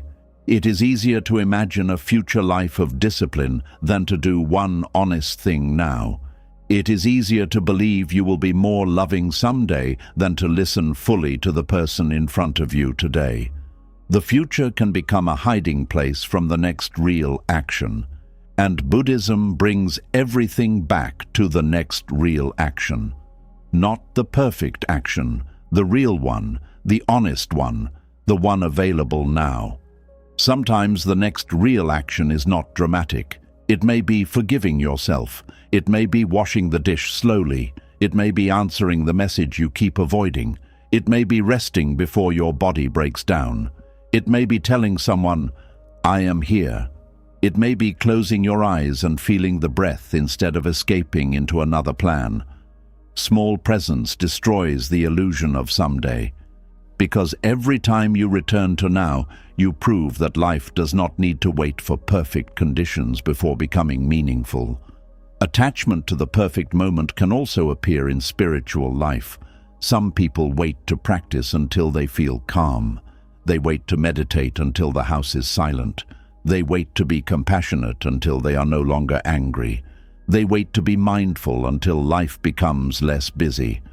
But spiritual practice is not something you do after life becomes peaceful. It is how you meet life when it is not peaceful. You do not need a perfect mood to breathe consciously. You do not need a silent world to notice your thoughts. You do not need a flawless heart to practice compassion. You do not need a perfect life to begin awakening. The path begins exactly where your feet are. This is why the perfect moment is often an illusion. It suggests that life must arrange itself beautifully before you can respond beautifully. But Buddhism teaches that freedom is found in your response, not in perfect surroundings. A person can be in a quiet room and still suffer deeply because the mind is restless. Another person can be in a difficult season and still touch peace because awareness is present. The outer moment does not have to be perfect for the inner posture to soften. This is not easy. The mind will resist it. The mind will say, "Not yet. You are not ready. You need more time. You need more certainty. You need one more sign." But if you look closely, you may notice that the mind has been saying this for years. And how many moments has it cost you? How many conversations have been delayed? How many dreams have been postponed? How many simple joys have been refused? How many mornings have been spent waiting for a life that was already asking to be lived? This is not said to create regret. It is said to awaken tenderness, because the moment you see the pattern, you are no longer fully trapped inside it. You can choose differently. You can stop turning someday into a temple where you sacrifice today. You can still have hopes without abandoning the present. You can still build toward the future without making now feel worthless. You can still desire change without treating this moment like an enemy. That is the middle path. Buddhism does not tell you to reject the future. It teaches you not to cling to it. There is a difference. Planning tomorrow is not the problem. Believing you cannot live until tomorrow becomes perfect is the problem. Hope is healthy when it opens the heart. Craving becomes painful when it closes the present. A hopeful person says, "I am walking towards something good and I can still be here today." A craving mind says, "I cannot be here until I get there." That small difference changes an entire life. Because if you can be here while moving forward, then the path itself becomes alive. You stop treating every day as a useless delay before the destination. You begin to feel the texture of the journey. You notice the lessons, the people, the small blessings, the strength forming quietly inside you. But if you cannot be here until you get there, even arrival may disappoint you. Because the mind that refused today may also refuse tomorrow when it comes. This is why some people reach the perfect moment and still feel anxious. The wedding happens, and they worry about the marriage. The job comes, and they worry about keeping it. The money arrives, and they fear losing it. The new life begins, and they immediately search for what is still missing. The issue was never only the absence of the perfect moment. The issue was the habit of not arriving. Buddhist presence heals that habit by teaching the mind to stop leaning so violently into the future, not by force, not by shame, but through gentle return. You return when you notice yourself saying, "My life will begin later." You return when you feel yourself waiting for permission to breathe. You return when you catch the mind turning the future into a savior. You return by asking, what part of my life is asking for presence right now? That question can change the day. Maybe your body is asking for care. Maybe your home is asking for attention. Maybe your heart is asking for honesty. Maybe someone near you is asking to be loved while they are still here. Maybe your own soul is asking you to stop treating it like an unfinished project. The perfect moment often steals from the imperfect one. It tells you this day is not special enough. This version of you is not good enough. This opportunity is not clean enough. This beginning is not impressive enough. But many meaningful lives begin quietly, awkwardly, imperfectly. A sincere apology may not be perfect, but it can heal something. A first attempt may not be beautiful, but it can open a door. A small act of courage may not change everything, but it can change the direction of your life. A moment of presence may not solve all suffering, but it can interrupt years of absence. Do not underestimate imperfect beginnings. The mind wants a grand entrance. Life often gives a small opening. The mind wants a clean sign. Life often whispers. The mind wants certainty. Life offers the next step, and the next step is enough. There is also a hidden arrogance in waiting for the perfect moment. Not loud arrogance, but a subtle belief that life should meet our conditions before we give ourselves fully to it. We say, "I will be present when reality becomes easier." But reality does not belong to us. It moves by its own nature. It changes, opens, closes, gives, removes, teaches, and transforms. Buddhist humility means bowing to life as it is, not only as we wish it to be. This humility does not make you passive. It makes you honest. You begin to work with the moment you have, instead of resenting it for not being the moment you ordered. You use the energy available now. You love with the heart you have now. You practice with the mind you have now. You begin with the life you have now. And strangely, this is when real transformation becomes possible. Not because the moment became perfect, but because you stopped refusing it. The present moment is not always pleasant. Sometimes it is painful. Sometimes it is boring. Sometimes it is uncertain. Sometimes it reveals emotions you would rather avoid, but it is alive, and because it is alive, it can be worked with. The future is only an image. You cannot breathe in the future.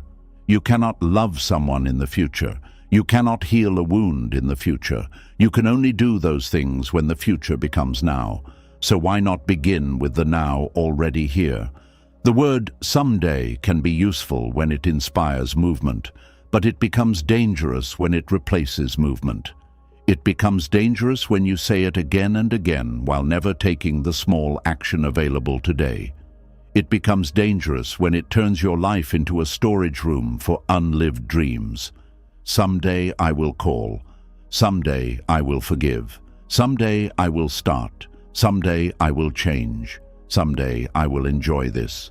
Someday I will be free. But Buddhism gently asks, what are you waiting for before you return to your own life? Not everything can happen today, but presence can. Not every dream can be completed today, but one sincere step can. Not every wound can heal today, but kindness toward the wound can begin. Not every fear can vanish today, but you can stop letting fear decide everything.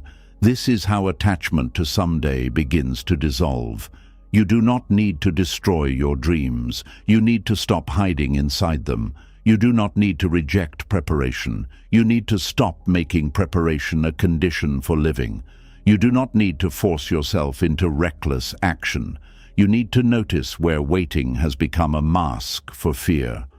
When the mind says, "I need the perfect moment," ask gently, "Or do I need courage inside this imperfect one?" That question brings you back to the path, because courage is not the absence of uncertainty. Courage is movement without full guarantees. Presence is not the absence of desire. Presence is freedom from being ruled by desire. Peace is not the absence of unfinished things. Peace is the ability to breathe while life remains unfinished. And this is where the Buddhist teaching becomes deeply tender. You do not have to wait until your life is beautiful before you treat it as sacred. You do not have to wait until you are healed before you speak to yourself gently. You do not have to wait until everything is certain before you take one honest step. You do not have to wait until the perfect moment before you begin living the life that is already here, because the moment you are waiting for may not arrive in the form your mind demands. It may arrive disguised as this ordinary day, this imperfect breath, this unfinished season, this quiet chance to stop postponing yourself. And maybe the perfect moment was never a future event. Maybe it was always the moment you finally stopped waiting for one. That is when life begins to open again, not because everything changed around you, but because something changed within you. The craving for a flawless someday loses its grip. The heart softens, the breath returns, the eyes become clearer, and the present moment, the one you kept overlooking, becomes enough ground for the next step. Not someday, now. And when a person spends enough years waiting for the perfect moment, something painful begins to happen quietly inside them. The mind no longer postpones only goals or dreams. It begins postponing joy itself. Rest becomes delayed, peace becomes delayed, happiness becomes delayed. The heart slowly learns a dangerous lesson. Life is not now, life is later. And without noticing it, a person can spend decades emotionally absent from their own existence. There is a kind of exhaustion that sleep cannot fix. It comes from carrying the belief that you are never allowed to fully arrive yet. A person wakes up tired, not only because the body is overworked, but because the spirit has been endlessly postponed. Every day becomes another transaction, another climb, another attempt to finally earn permission to breathe deeply, rest honestly, and feel joy without guilt. I will relax after this project. I will enjoy life after I become successful. I will rest when things calm down. I will finally feel peaceful when everything is solved. But life keeps moving. Problems change shape. Responsibilities evolve. New fears replace old ones. And because the mind has trained itself to delay happiness, it no longer knows how to receive happiness even when small, peaceful moments appear. This is the quiet violence of postponed joy. It is called quiet because nobody notices it immediately. There are no loud alarms, no dramatic collapse at first. A person may still go to work, answer messages, smile in public, and continue functioning. But inside, something slowly dries out. The nervous system becomes trapped in constant future tension. The heart stops expecting nourishment from ordinary life. The person begins surviving instead of living. Buddhism teaches that suffering is not only caused by pain itself. Suffering also grows when we resist life so completely that we stop allowing ourselves to experience simple moments of aliveness. Many people are deeply uncomfortable with joy because they secretly believe joy must be earned through suffering first. They cannot rest unless they are completely exhausted. They cannot enjoy themselves unless every responsibility is finished. They cannot slow down without guilt. They cannot receive peace because their identity has become attached to striving. This creates a life where happiness is always conditional. Conditional happiness is fragile happiness. I can only feel okay when everything is under control. I can only relax when everyone approves of me. I can only rest after I prove myself. But control disappears. Approval changes. Achievements fade. And the person who built their peace on conditions becomes emotionally unstable every time life shifts. Buddhism points toward a different way of living, not careless living, not irresponsible living, but a way of living where inner peace is no longer postponed until the world becomes perfect, because the world has never been perfect. And still, there have always been sunsets. There have always been moments of laughter. There have always been warm meals, soft music, rain against windows, quiet conversations, gentle breaths, tired smiles, and ordinary moments asking to be noticed. But postponed joy trains people to overlook all of it.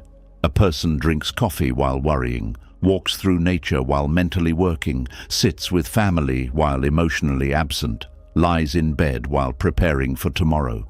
The body is present, but the mind is somewhere else entirely. And over time, the heart begins believing that peace is always somewhere ahead, never here. This belief wounds people more deeply than they realize. Because when joy is constantly delayed, the nervous system starts living in permanent incompleteness. The mind keeps saying, "Not yet, not yet, not yet." The person may not say those words out loud, but the body feels them every day. Not yet allowed to rest, not yet allowed to feel enough, not yet allowed to slow down, not yet allowed to simply exist without proving something. This creates hidden emotional starvation. Some people have not truly relaxed in years, even during moments that were supposed to feel beautiful. Their mind keeps searching for problems. Their body remains tense during vacations. Their thoughts keep moving during peaceful evenings. They no longer know how to receive life gently because they have trained themselves to believe that safety only exists in constant preparation and effort. This is why so many people feel strangely empty even after reaching goals they once desperately wanted. The achievement arrives, but the ability to feel joy never developed. They spent years learning how to chase, but never learned how to arrive. Postponed joy is not only about delaying pleasure, it is about delaying your own permission to feel alive. Some people postpone rest because they think resting means laziness. Some postpone happiness because they think suffering makes them more responsible. Some postpone peace because chaos has become familiar. And some postpone love because they fear vulnerability more than loneliness. Buddhism teaches that attachment can even happen toward suffering itself. People become attached to struggle because struggle gives identity. It gives structure. It gives the illusion of purpose. A person who has spent years fighting may no longer know who they are without pressure. This is why stillness feels frightening to many people. Stillness removes distraction. Stillness exposes emotional exhaustion. Stillness reveals grief that productivity was covering. Stillness reveals loneliness hidden beneath busyness. And because of this, many people unconsciously avoid peace. They keep themselves mentally occupied because slowing down would force them to feel what they have avoided for years. But the tragedy is that life cannot truly be touched without presence. You cannot fully feel joy while mentally escaping the moment. You cannot deeply rest while rehearsing tomorrow. You cannot receive love while emotionally guarding yourself every second. The Buddhist path gently calls people back to direct experience. Back to this breath, back to this meal, back to this conversation, back to this tired but living body. The quiet violence of postponed joy often begins early in life.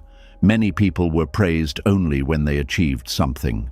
They learned that rest must be earned.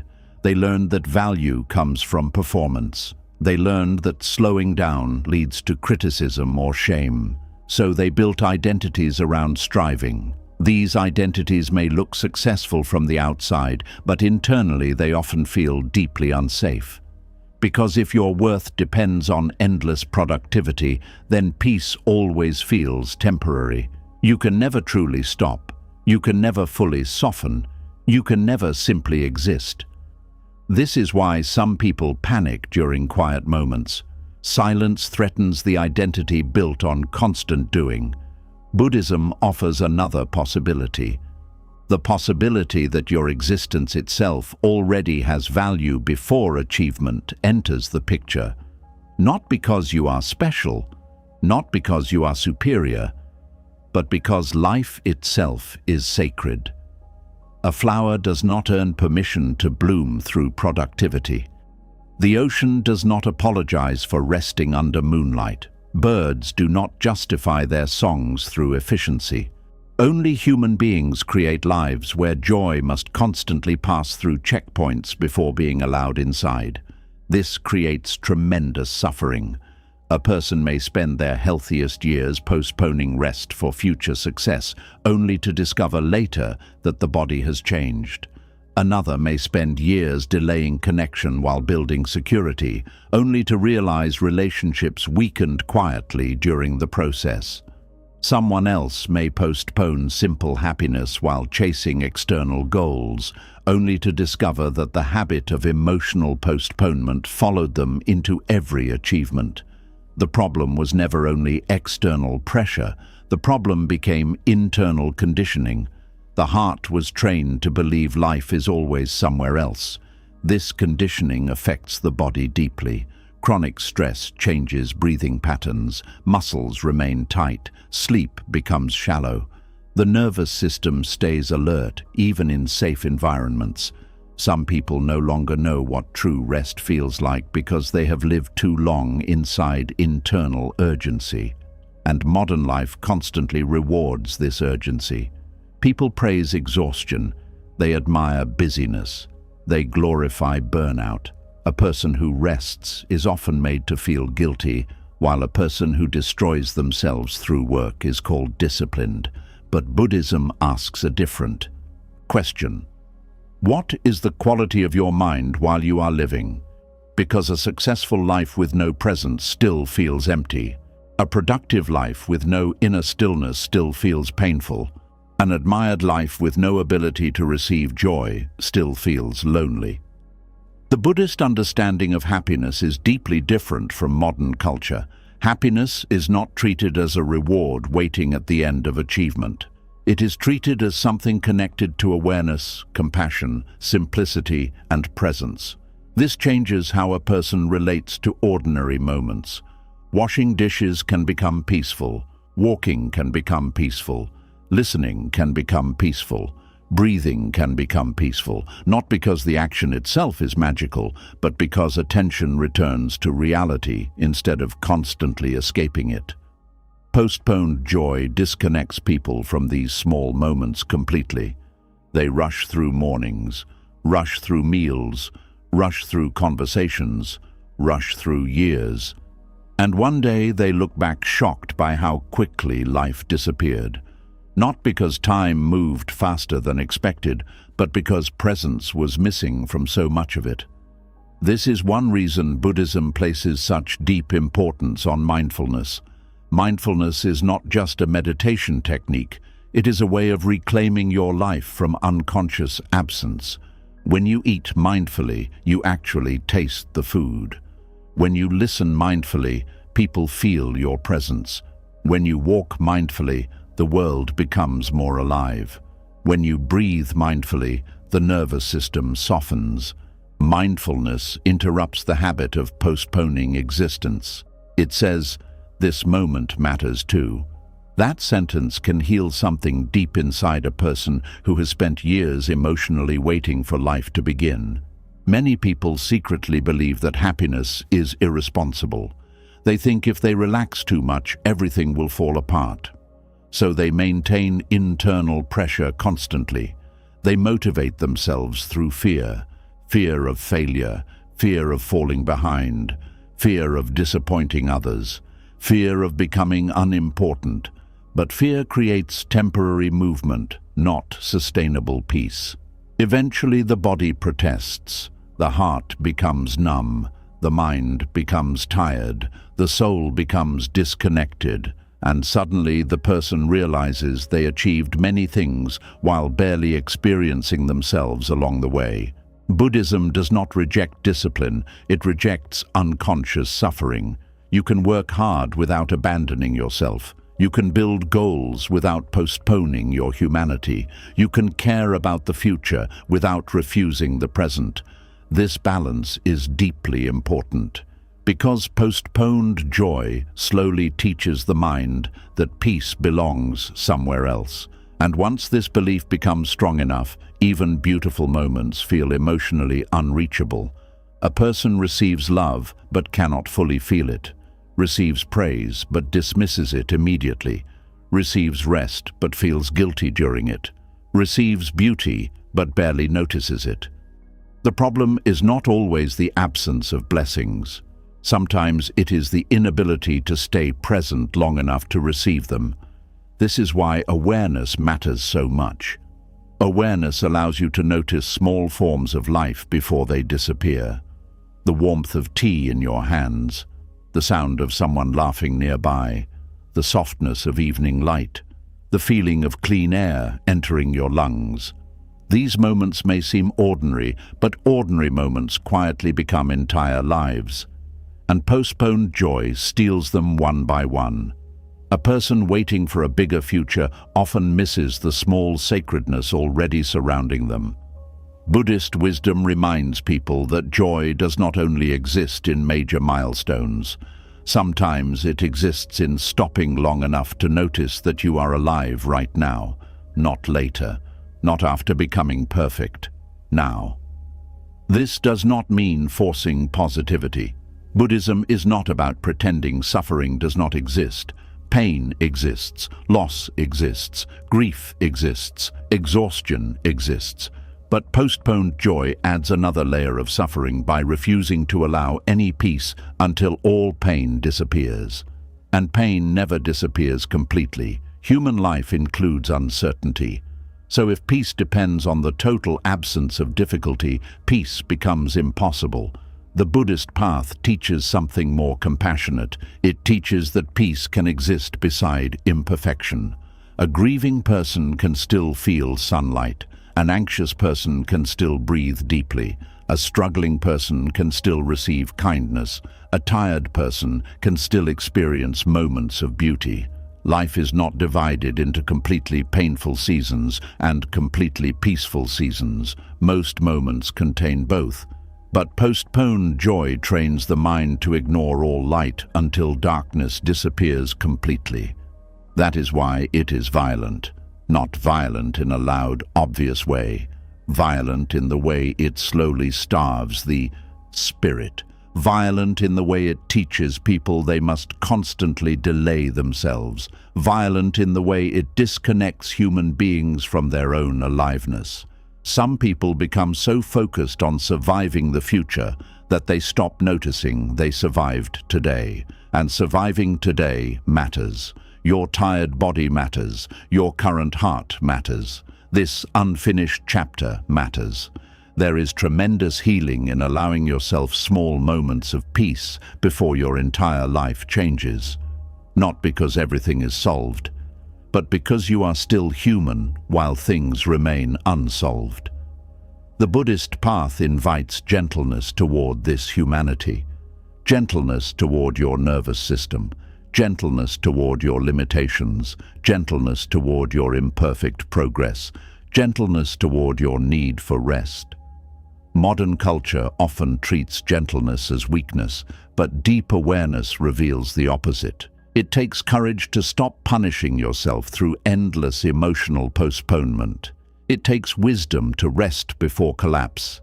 It takes maturity to understand that your worth is not measured only by output. Some people are waiting for permission to finally exhale, but perhaps permission was never missing. Perhaps they only forgot they were allowed to be alive while still unfinished. This changes how you move through ordinary days. You stop rushing every meal. You stop turning every conversation into another task. You stop treating rest like wasted time. You stop measuring every moment only by productivity. You begin asking different questions. Did I feel this day? Did I notice anything beautiful? Did I speak honestly?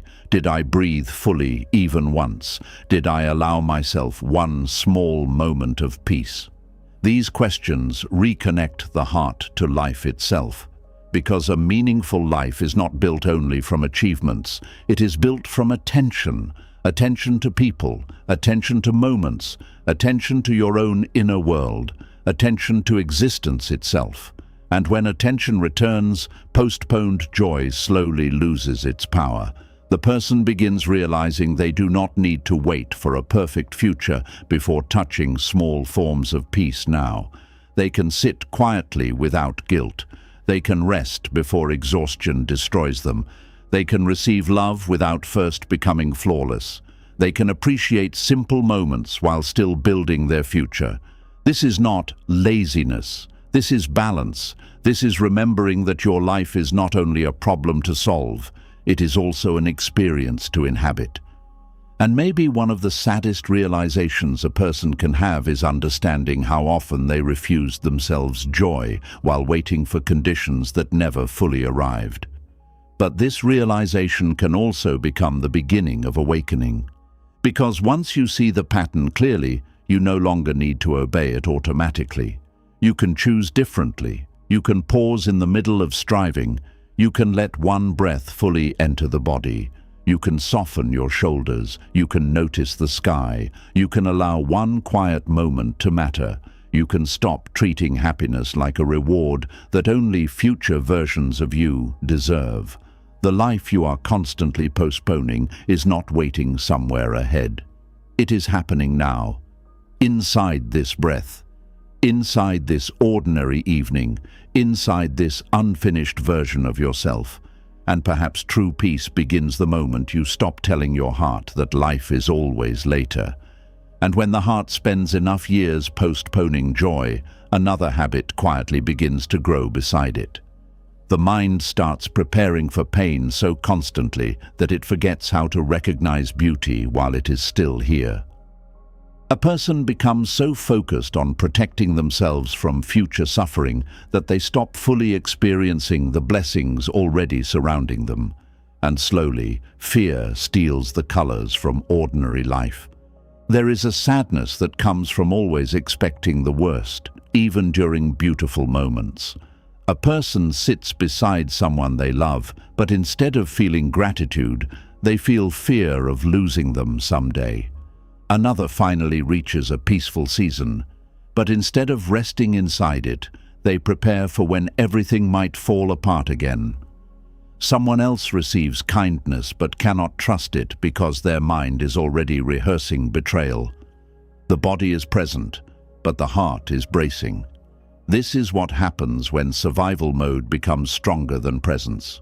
Buddhism teaches that suffering often grows not only from pain itself, but from the mind's endless attempt to guard against future pain before it arrives. The mind believes that if it stays alert enough, worried enough, skeptical enough, and emotionally guarded enough, it can somehow avoid being hurt again. But this protection comes with a hidden cost. You may avoid some disappointment, but you also stop fully touching life. A guarded heart cannot fully receive beauty because it is too busy scanning for danger. This happens quietly over time. A person gets hurt once, so they become more careful. Then life hurts them again, so they become even more guarded. Eventually they stop entering moments openly at all. Every experience becomes filtered through caution. They prepare for rejection before speaking, prepare for abandonment before loving, prepare for failure before trying, prepare for loss while still holding what they love. And because of this, even joyful moments begin carrying fear inside them. The mind says, "Do not enjoy this too much. It may disappear. Do not trust this fully. You may get hurt. Do not become too hopeful. Life may disappoint you again." This is one of the quiet tragedies of emotional survival. The person does not realize they are slowly starving themselves of aliveness while trying to avoid pain. Buddhism does not deny suffering. It openly acknowledges impermanence. Everything changes. People leave, bodies age, seasons end, joy comes and goes. But Buddhism teaches something very different from emotional paranoia. It teaches awareness without clinging, presence without control, love without trying to imprison life into permanence. The fearful mind hears impermanence and becomes defensive. The awakened mind hears impermanence and becomes more present. That difference changes everything. When you deeply understand that life is temporary, ordinary moments become sacred instead of frightening. A conversation becomes precious. A hug becomes precious. A quiet evening becomes precious. Even simple things begin shining differently because you realize they will not last forever. But when fear controls the mind, impermanence becomes something to fight instead of something to honor. A person becomes emotionally tense during good moments because they are already grieving their ending before they even fully begin. This is exhausting. Some people have forgotten how to relax into happiness because they associate openness with vulnerability. Their nervous system learned that loving deeply leads to pain, trusting deeply leads to disappointment, hoping deeply leads to heartbreak, so they stay partially guarded all the time. But partial openness creates partial living. A person may protect themselves from certain forms of pain, but they also reduce their capacity to feel wonder, intimacy, connection, and gratitude. The mind believes it is creating safety, but often it is creating emotional distance. This can happen after betrayal, after grief, after rejection, after instability, after years of disappointment. The mind starts preparing for future suffering before life even unfolds. It becomes hyper-alert to possible danger. It studies facial expressions. It predicts mood changes. It anticipates loss. It rehearses painful scenarios repeatedly. And because the brain adapts to whatever it practices most, the person slowly becomes better at noticing threats than noticing beauty. This changes the entire texture of life. The mind no longer naturally looks for what is alive, warm, meaningful, or good. It scans for cracks, problems, risks, signs of future pain. A peaceful moment appears, and instead of entering it fully, the mind asks, "How long will this last?" A loving relationship appears, and the mind asks, "When will they leave?" A successful season appears, and the mind asks, "What if I lose everything?" The heart never truly arrives because fear keeps pulling attention toward imagined suffering. Buddhist awareness gently interrupts this pattern, not by forcing positivity and not by pretending danger does not exist. It interrupts the pattern by teaching you to meet reality directly instead of living inside projections. Reality may contain uncertainty, but projections multiply suffering far beyond what is actually happening. Right now, perhaps the person you love is still here.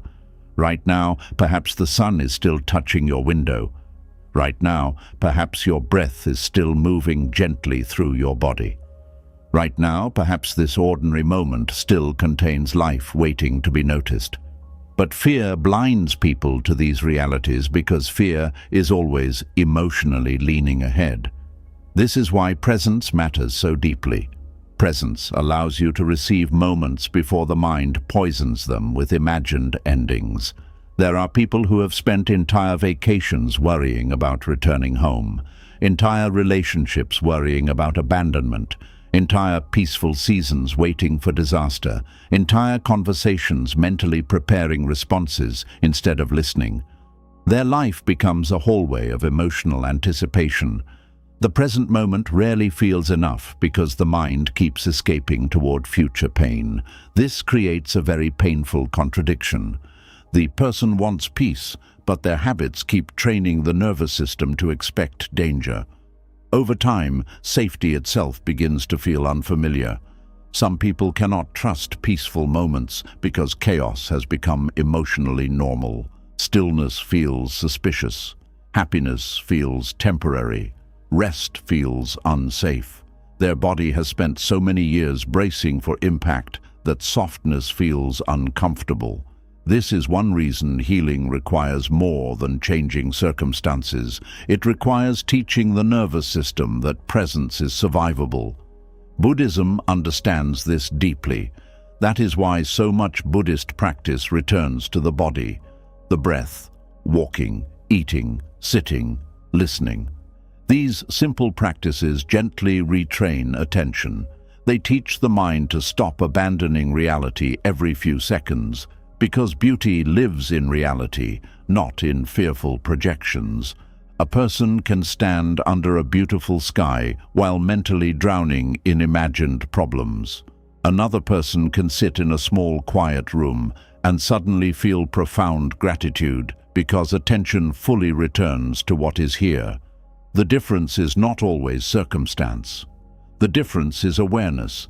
Many people think they are protecting themselves by expecting disappointment. They believe if they stay emotionally cautious enough, future pain will hurt less. But pain still hurts, loss still hurts, grief still hurts. The heart cannot completely avoid suffering without also avoiding life itself. And strangely, trying to emotionally avoid all suffering often creates another kind of suffering entirely. Loneliness, disconnection, numbness, emotional exhaustion, the inability to receive joy fully. Buddhism teaches the middle path between attachment and avoidance. You do not cling desperately to beautiful things as if they can never change, but you also do not refuse to love them because they are temporary. You participate fully while understanding impermanence. This is one of the bravest ways a human being can live. To love while knowing nothing lasts forever. To enjoy beauty while knowing seasons change. To open your heart while understanding vulnerability exists. Fear tells people to close themselves before life can hurt them again. But a closed heart suffers too. It suffers from distance. It suffers from numbness. It suffers from never fully arriving inside moments that deserved to be felt. Some people are alive physically but emotionally standing behind glass. They watch life instead of entering it. They study relationships instead of trusting them. They analyze moments instead of inhabiting them. They prepare emotionally for pain so constantly that beauty barely reaches them anymore. And perhaps one of the saddest forms of suffering is when a person forgets how to notice beauty altogether. Not because beauty disappeared, but because fear consumed all attention. Buddhist mindfulness gently restores this attention. Mindfulness teaches people how to see again. The sound of birds early in the morning, the warmth of tea, the feeling of sunlight on tired skin, the softness in someone's eyes when they truly care, the quiet miracle of another breath.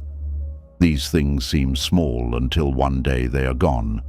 Then people suddenly realize they were standing inside blessings they barely noticed. Fear steals this noticing. Fear makes people emotionally absent from their own lives. There are parents so worried about the future that they miss their child's current age completely. There are couples so afraid of losing each other that they stop enjoying each other now. There are people so focused on avoiding pain that they stop receiving love. This is not because they are weak. It is because the mind believes protection equals survival. But protection without presence becomes isolation. Buddhism teaches that awareness allows suffering to move through life without completely dominating perception. Pain may exist, but beauty still exists beside it. Grief may exist, but kindness still exists beside it. Uncertainty may exist, but life still unfolds in small, meaningful moments. A fearful mind sees only what might go wrong. An aware mind still sees what is alive right now. This does not mean becoming naive. Buddhism is not teaching blind optimism. It is teaching balanced seeing, seeing impermanence without becoming imprisoned by it, seeing risk without losing gratitude, seeing uncertainty without abandoning wonder. This balance is difficult because fear feels useful. Fear makes people feel prepared, alert, in control. But constant emotional guarding slowly hardens the heart. A hardened heart struggles to feel awe, struggles to trust, struggles to rest, struggles to soften into life. And without softness, human existence begins to feel emotionally dry. There is tremendous courage in allowing yourself to fully experience a good moment without immediately preparing for its loss. To laugh without predicting sadness, to love without mentally rehearsing endings, to rest without guilt, to enjoy beauty without suspicion. This courage is not foolishness, it is presence. Presence says, "This moment is here now, and I will meet it fully." Fear says, "This moment may disappear, so do not trust it too deeply." One opens life, the other shrinks it. Many people inherited fear from painful experiences they never fully processed. Maybe trust was broken repeatedly. Maybe stability disappeared suddenly. Maybe love came with unpredictability. The mind adapted by becoming hypervigilant. Hypervigilance can help someone survive difficult environments, but when it becomes permanent, it prevents deep peace. The body remains tense even when danger is gone. The heart keeps preparing for impact even during gentle moments. This is why healing often feels unfamiliar at first. A calm nervous system may feel strange. A peaceful relationship may feel suspicious.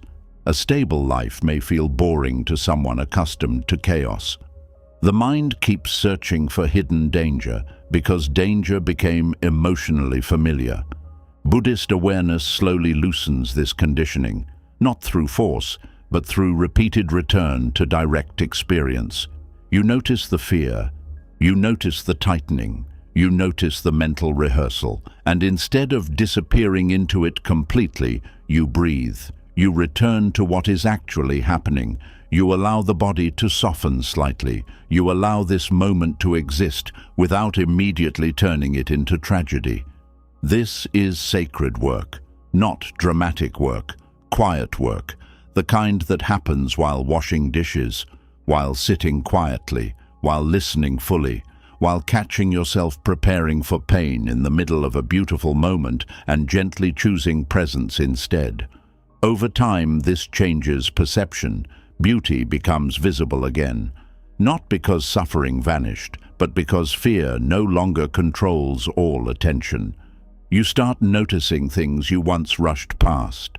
The kindness of strangers, the peacefulness of silence, the resilience inside your own body, the fact that you survived things you once thought would destroy you, the fact that life still offers moments of tenderness even after heartbreak. This is deeply important because fearful living narrows the soul. It reduces existence to threat management. The person stops asking, "What beauty exists here?" and only asks, "What danger exists here?" Buddhism widens perception again. It reminds you that reality contains more than fear, more than future suffering, more than uncertainty. Reality also contains life itself, and life itself deserves attention. One of the most painful truths about preparing constantly for pain is that someday real loss will still come anyway. No amount of emotional rehearsal completely removes grief when someone dies. No amount of worry fully protects the heart from heartbreak. No amount of anticipation erases the ache of change. So if suffering eventually arrives regardless, why spend your entire life grieving things before they happen? Why lose today's beauty to tomorrow's imaginary sorrow? This question matters deeply because many people are mourning futures that do not even exist yet, and while they mourn, real life quietly waits beside them unnoticed. The Buddhist path calls people back from this invisible tragedy, back to this ordinary sacred moment, back to this breath, back to this life before fear steals all of it. You do not need to stop caring deeply in order to suffer less. You do not need to become emotionally numb. You do not need to harden your heart against love. You simply need to stop abandoning the present in service of imagined future pain. That shift changes the quality of existence itself. You begin enjoying conversations while they happen instead of fearing when they will end. You begin appreciating your body while it is still carrying you. You begin noticing peaceful moments instead of mentally escaping them. You begin allowing joy to exist without immediately preparing for disaster. And perhaps this is one of the deepest forms of wisdom Buddhism offers. Not the wisdom of avoiding all suffering, but the wisdom of remaining awake enough to still see beauty while life remains uncertain. Because uncertainty has always existed, and still flowers bloom. Still laughter appears unexpectedly. Still kindness survives. Still people love each other. Still sunsets arrive quietly at the end of difficult days. Still life continues offering moments worth noticing. The fearful mind misses many of these moments because it is too busy preparing armor. But armor also blocks warmth. And maybe true healing begins when you realize that protecting yourself from every possible wound is not the same thing as living. Living requires openness, presence, attention, the willingness to feel beauty before it disappears, the courage to receive joy while it is still here, the humility to understand that life has never promised permanence, yet still offers moments of extraordinary grace anyway. And perhaps peace begins the moment you stop preparing for pain long enough to finally notice how much beauty has been waiting patiently beside you all along. And once a person begins noticing how fear can blind them to beauty, another painful pattern slowly becomes impossible to ignore.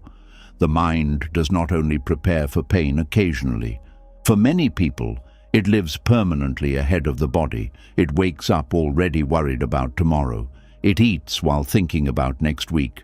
It lies down at night rehearsing conversations, disasters, responsibilities, and problems that do not even exist yet. And over time, the body starts carrying the exhaustion of futures it has never actually lived.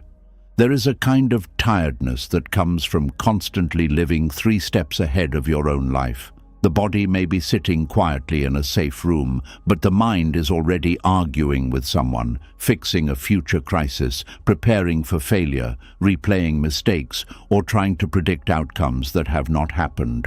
This creates a strange experience where a person looks physically still but feels internally chased. The nervous system cannot fully rest because the mind never truly arrives. Buddhism teaches that much of human suffering comes from mental proliferation. One thought appears, and the mind builds an entire world around it. A small uncertainty becomes a future catastrophe. A simple problem becomes 10 imagined disasters. A delayed message becomes rejection. A difficult conversation becomes a ruined future. The mind races ahead trying to secure safety before life even unfolds. And while the future remains imaginary, the stress becomes real inside the body. The heart beats faster, the shoulders tighten, the jaw hardens, the stomach twists, sleep becomes shallow, breathing becomes shorter. The body responds as if danger is already here. This is why anxiety can feel so physically exhausting even when nothing visible is happening. The body is burning energy, reacting to imagined futures over and over again. Many people believe anxiety only exists in the mind, but anxiety eventually moves into the muscles, the breath, the nervous system, and even the way a person walks through ordinary moments. A person living 3 steps ahead rarely feels fully settled anywhere because their attention keeps escaping the present. They walk while thinking about the destination, eat while thinking about work, rest while thinking about tomorrow, listen while preparing responses, pray while worrying. Even peaceful moments become mentally crowded. This constant mental movement slowly drains the body because human beings were not designed to carry endless futures all at once. The mind says, "What if this happens next week?" Then immediately, "What if that creates another problem?" Then another thought appears. Then another. The person mentally lives through multiple imaginary versions of life before the real day even begins. And perhaps the saddest part is that many people become so used to this state that they no longer recognize it as suffering. It simply feels normal. Constant inner pressure becomes normal. Racing thoughts become normal. Tension becomes normal. Exhaustion becomes normal. But Buddhism gently reveals something important. Just because a mental state is familiar does not mean it is healthy. The anxious mind believes staying ahead equals staying safe. If I think about every possible outcome, maybe nothing will surprise me. If I mentally prepare enough, maybe I can avoid pain. If I stay alert constantly, maybe I can finally relax later. But later rarely comes, because anxiety feeds on uncertainty, and uncertainty is endless. One problem gets solved, another appears. One fear fades, another takes its place. The mind living 3 steps ahead never reaches arrival because it survives through anticipation itself. This creates deep exhaustion because the body keeps receiving signals that danger is near, even during ordinary moments. A person may wake up already tired before the day truly starts. Not because the body worked all night, but because the mind never stopped rehearsing. Thoughts kept moving, worries kept expanding, imaginary conversations kept repeating. The nervous system remained alert while the body tried to rest. This is one reason anxiety feels so heavy. The body is carrying invisible weight. Buddhism teaches that awareness interrupts this invisible suffering by returning attention to direct experience, instead of imagined futures. Right now, perhaps you are only sitting in a chair. Right now, perhaps the breath is still moving gently. Right now, perhaps there is no actual emergency in the room. But the anxious mind struggles to trust simple reality. It constantly scans ahead, searching for what could go wrong next. This habit often begins from pain. Maybe someone grew up in unstable environments where staying alert was necessary. Maybe life became unpredictable. Maybe trust was broken repeatedly. The mind adapted by learning to anticipate problems before they happened. This adaptation may have once protected the person, but eventually the protection becomes its own prison. A mind trained to survive danger often struggles to recognize safety even when safety exists. This is why some people cannot fully relax even in peaceful environments. Their body learned to expect interruption. Their nervous system learned that calmness may disappear suddenly, so instead of resting inside peace, they prepare for its collapse. Buddhism approaches this suffering with compassion rather than shame. The anxious mind is not weak. It is trying to protect the person. The problem is that it protects through constant future occupation, and future occupation steals present life. A person living 3 steps ahead misses ordinary moments constantly. They rush through meals, rush through conversations, rush through sunsets, rush through weekends, rush through entire years while mentally preparing for the next thing. And one day they suddenly realize they barely inhabited large parts of their own existence. The Buddhist path brings attention back to now, because now is the only place where the body can truly rest. The body cannot rest inside tomorrow. The body cannot breathe inside next year. The body can only exist here. This is why mindfulness practices often seem incredibly simple. Breathing, walking, sitting quietly, feeling the body, watching thoughts pass without following all of them. To an anxious mind, this simplicity may feel almost insulting at first. How can breathing solve my problems? But mindfulness is not pretending problems do not exist. It is teaching the mind to stop multiplying suffering beyond what is actually happening. There is a major difference between responsibly thinking about the future and emotionally living inside it all day long. Wise preparation has boundaries. Anxious anticipation does not. Wise preparation says, here is the next step. Anxiety says, but what about 10 disasters from now? Wise preparation eventually returns to the present.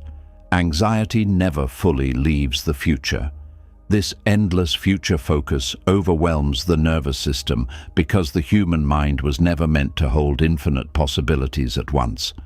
Many anxious people are mentally solving problems that may never exist, preparing for arguments that never happen, expecting rejection that never arrives, rehearsing disasters that never unfold. And because the body responds emotionally to believed thoughts, the suffering becomes real even when the danger is imaginary. This creates emotional burnout. The body becomes exhausted from surviving scenarios the person never actually lived through. Buddhism teaches that thoughts are events inside the mind, not always objective truth. This realization is deeply important because anxious people often fuse completely with their thoughts. A fear appears, and it immediately feels real. What if everything falls apart? What if I fail? What if they leave?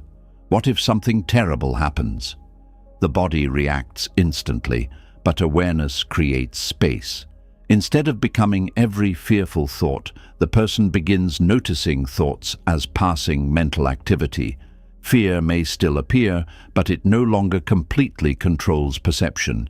This changes the relationship with anxiety itself. The goal is not to force the mind into perfect silence. Human minds naturally think. The goal is to stop giving every fearful thought absolute authority over the nervous system. This is why Buddhist meditation often involves observing thoughts without chasing them. A thought comes, the person notices it, the person breathes, the thought passes, another thought comes. Again, awareness notices it. This sounds simple, but it retrains the entire inner world slowly, because anxiety survives through automatic identification with thought. The moment awareness enters, automatic suffering weakens slightly. Many people living 3 steps ahead believe their worrying is helping them stay responsible, and sometimes anxiety disguises itself as intelligence. The person thinks, if I stop worrying, I will become careless. But presence is not carelessness. Presence actually improves clarity because the mind stops drowning in endless projections. An anxious mind often struggles to see reality accurately because fear distorts perception. Small issues feel enormous. Uncertainty feels catastrophic. Temporary discomfort feels permanent. The future becomes emotionally exaggerated. This is why anxious people often feel mentally overwhelmed by situations that may appear manageable from the outside. The nervous system is reacting not only to reality, but to layers of imagined consequences surrounding reality. Buddhism gently removes these extra layers, not by denying pain, but by returning attention to what is directly here, now, this moment, this breath, this actual step, not 10 imagined futures stacked on top of each other. There is tremendous peace in learning that you do not need to mentally solve your entire life in one sitting. The anxious mind tries to do exactly that. It keeps reaching ahead. What about next month?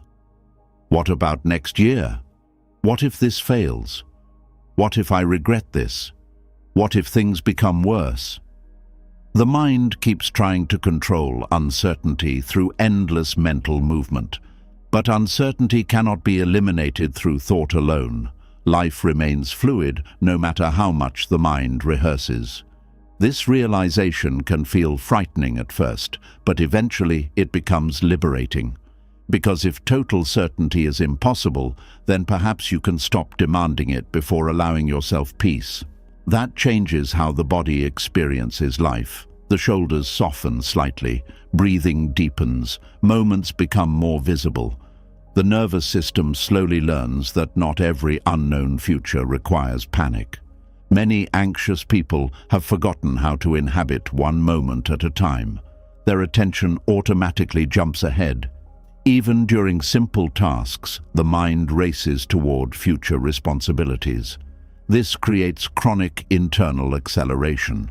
The person may look calm externally while internally running constantly. Buddhism slows this acceleration by reconnecting awareness to the body itself. The feeling of feet touching the ground, the sensation of air entering the lungs, the sound of water, the movement of walking, the warmth of food. These small anchors pull attention away from imaginary futures and back toward reality. Reality is usually much smaller than anxiety predicts. Right now, maybe you only need to answer one message. Right now, maybe you only need to rest for 10 minutes. Right now, maybe you only need to finish one task instead of mentally carrying 20.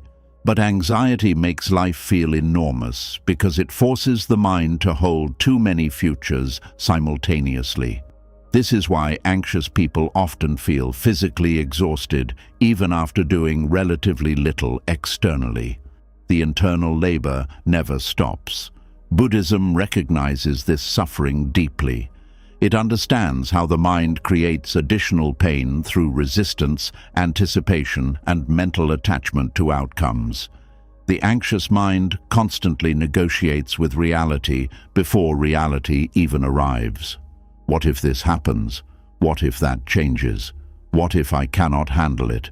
But the future has not asked these questions yet. The mind asks them preemptively, then suffers inside the imagined answers. This habit disconnects people from direct experience. A person may be surrounded by beauty while internally drowning in prediction. A peaceful evening becomes another planning session. A quiet morning becomes another mental emergency. A conversation becomes another opportunity to rehearse future problems. Life loses freshness because the mind is rarely truly here. One of the deepest Buddhist lessons is that peace does not come from controlling every future possibility.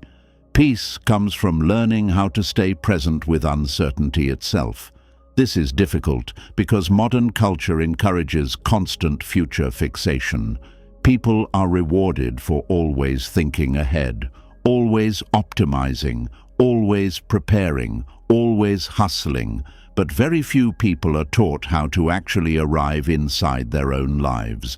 The result is widespread nervous system exhaustion.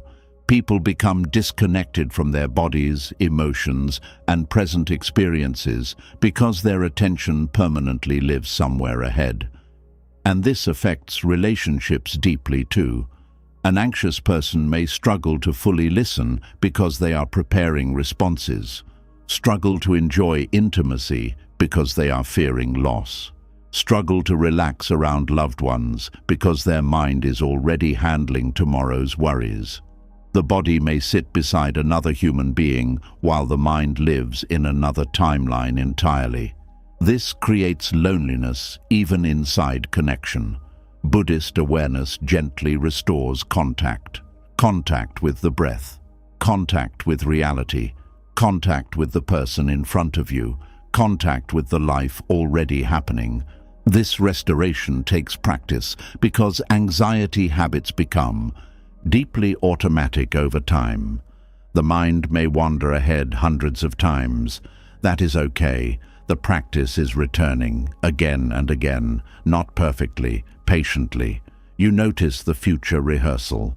You notice the tension. You notice the catastrophic thinking. Then you gently come back to the room, back to the body, back to now. This repeated return slowly teaches the nervous system a new possibility, that uncertainty can exist without total panic, that thoughts are not always emergencies, that not every future requires immediate emotional occupation, that this breath may actually be enough for this moment. Many people living 3 steps ahead secretly believe that if they stop worrying, everything will collapse. But worrying is not the same thing as wisdom. Panic is not preparation. Fear is not responsibility. In fact, chronic anxiety often weakens clarity because the exhausted mind struggles to think accurately. Rested awareness sees more clearly than frantic overthinking.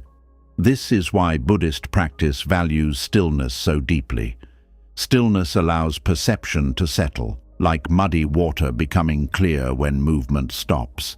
An anxious mind constantly stirs the water. Every future possibility becomes another disturbance. Stillness allows the mind to finally see what is actually here, and what is here is often much simpler than fear predicted. Perhaps this moment only asks for honesty, or rest, or patience, or one small step, not complete mastery over the future. There is freedom in realizing you do not need to mentally live tomorrow before tomorrow arrives. You are allowed to meet life gradually. You are allowed to discover things as they unfold. You are allowed to not know everything yet. This softens the body tremendously. The anxious mind wants guarantees before movement. Presence allows movement without full guarantees. That is courage, not the absence of fear, but the refusal to abandon yourself inside fear. Some people spend so much time rehearsing future suffering that they forget they are still alive today, still breathing, still capable of noticing beauty, still capable of feeling warmth, kindness, sunlight, music, love, and quiet moments of peace. Anxiety narrows perception until survival becomes the only thing visible. Buddhist awareness widens perception again, not by removing uncertainty, but by returning attention to life itself, the tea in your hands, the evening sky, the sound of rain, the breath entering your lungs right now.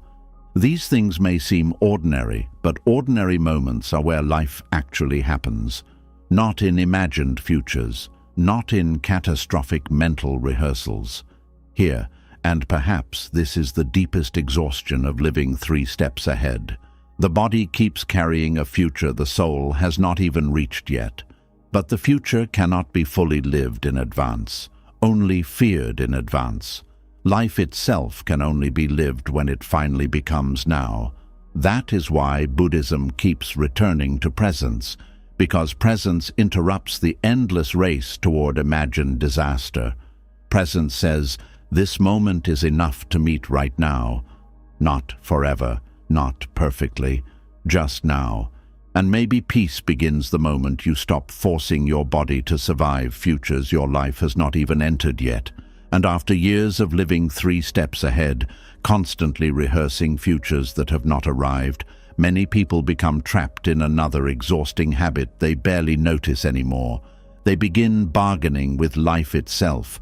Every moment becomes a negotiation. Every task becomes resistance. Every breath becomes tied to conditions. The mind quietly says, I will be okay, when? And that sentence never seems to end. There is a deep exhaustion that comes from constantly arguing with reality in your own head. A person wakes up already negotiating with the day. I will feel peaceful once I finish everything. I will relax once people understand me. I will stop worrying once the future becomes clear. I will finally rest once life becomes easier. But life keeps moving while the negotiation never ends. This is one of the hidden forms of suffering Buddhism points toward so clearly. The human mind constantly bargains with the present moment instead of fully entering it. It resists what is here while chasing an imagined emotional resolution somewhere else. And because of this, people rarely feel fully where they are. Even during ordinary tasks, the mind is elsewhere. Washing dishes while mentally fighting tomorrow, walking while replaying yesterday, working while resenting the work, resting while feeling guilty for resting, talking while preparing the next response. The body performs life, but the mind refuses to settle into it. This creates enormous inner tension. Buddhism teaches that presence begins when inner negotiation finally softens. Not because every problem disappears, but because the mind stops demanding that reality become different before allowing peace. This changes the entire relationship with existence. Many people do not realize how much energy they spend resisting simple moments.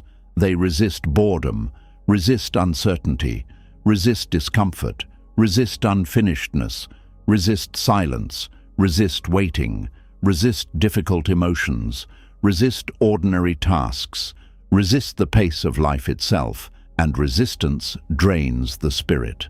A person may spend more energy fighting reality mentally than actually living reality directly. This is why small tasks can feel emotionally heavy. The task itself is often not the deepest problem. The problem is the mental argument surrounding the task. I do not want to do this. This should not be happening. I should be further ahead by now. My life should feel different. Things should be easier. The mind creates endless friction against what already exists. Buddhism gently teaches another possibility. What happens if you stop arguing with this moment for one breath? Not forever, just for one breath. What happens if you simply wash the dish, simply answer the message, simply sit with the sadness, simply walk through the uncertainty without demanding immediate escape? This is not passive surrender. It is presence. Presence is the end of inner negotiation, because presence stops trying to emotionally bargain with reality every second. The anxious mind constantly says, I will allow myself peace later. Presence says, can I meet this moment now? The bargaining mind says, once this changes, I will finally breathe. Presence says, this breath is already here. The bargaining mind keeps postponing life. Presence returns life to now. Many people have lived so long inside mental resistance that they no longer notice how constantly they are fighting their own experience. Even while doing simple things, there is pressure. Pressure to hurry, pressure to become more, pressure to solve everything immediately, pressure to escape discomfort, pressure to fix the future. This pressure creates chronic exhaustion because the nervous system never fully receives permission to settle. The body becomes trapped in subtle survival mode. Even rest becomes tense.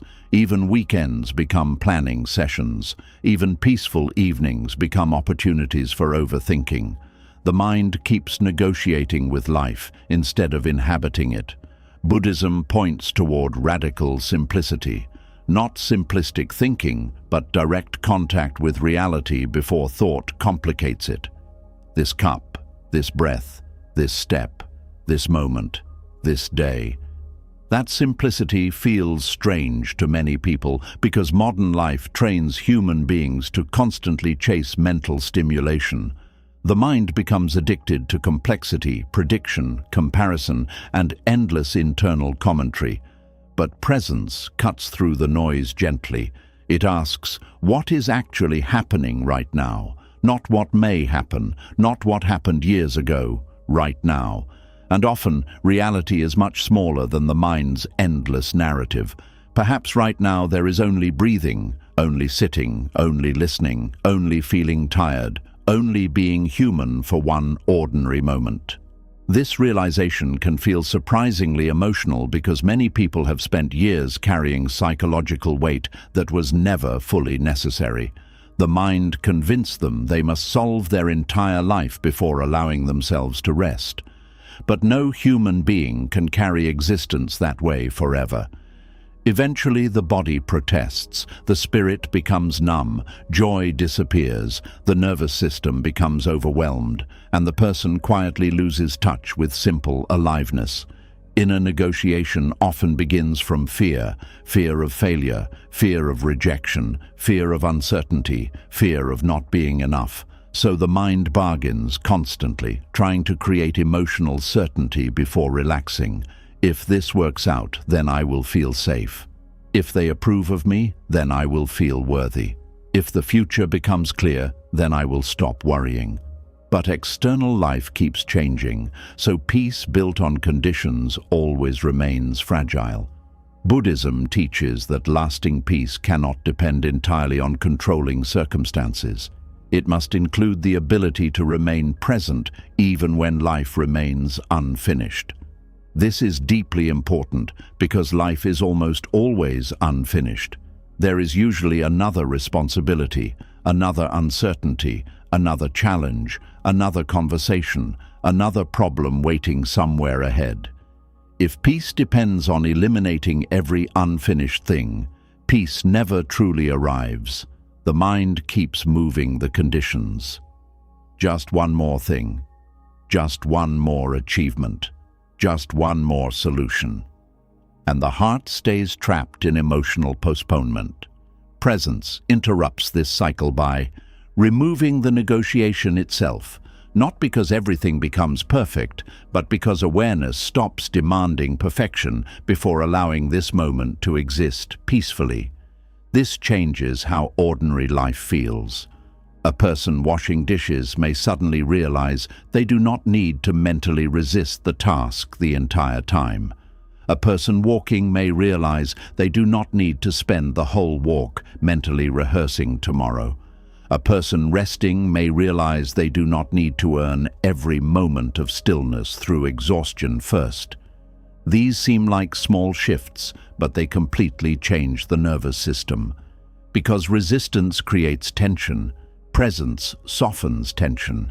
There is tremendous energy hidden inside acceptance, not passive acceptance that gives up on growth, but honest acceptance of reality as it currently is.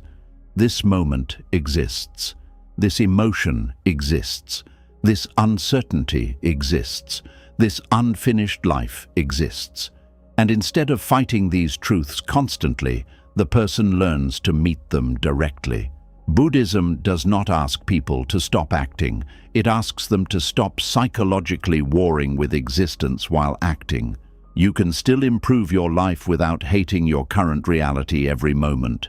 You can still work toward goals without emotionally abandoning today. You can still solve problems without making your entire nervous system collapse around them. This balance matters deeply because many people confuse tension with responsibility. They believe if they stop worrying constantly, they will stop caring. But presence is not indifference. Presence often creates clearer action because the mind is no longer drowning inside emotional resistance. A calm mind responds better than a panicked one. An aware person sees more clearly than a frantic person. This is why Buddhist teachings often return to breathing. Not because breathing magically removes all difficulty, but because breathing reconnects awareness to direct experience. One breath, then another. Not solving your whole future, not bargaining with tomorrow, just returning to this living moment. The bargaining mind constantly rejects the present in subtle ways. This should not be happening. I should be different by now. They should understand me. My life should feel easier. But reality rarely obeys internal demands completely, and fighting reality mentally creates extra suffering on top of ordinary pain. Buddhism calls this unnecessary suffering. The first pain may be unavoidable, but the mental resistance surrounding the pain often multiplies it dramatically. A difficult emotion appears. Then the mind says, I should not feel this. Now suffering doubles. An uncertain situation appears. Then the mind says, this must be solved immediately. Now panic increases. An unfinished season appears. Then the mind says, my life cannot begin until this changes.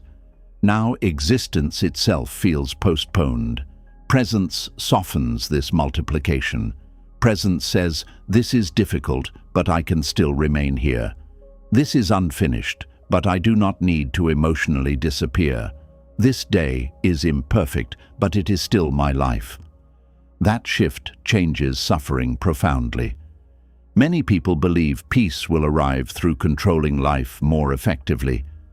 Buddhism reveals that peace often begins when control relaxes enough for reality to finally be felt directly.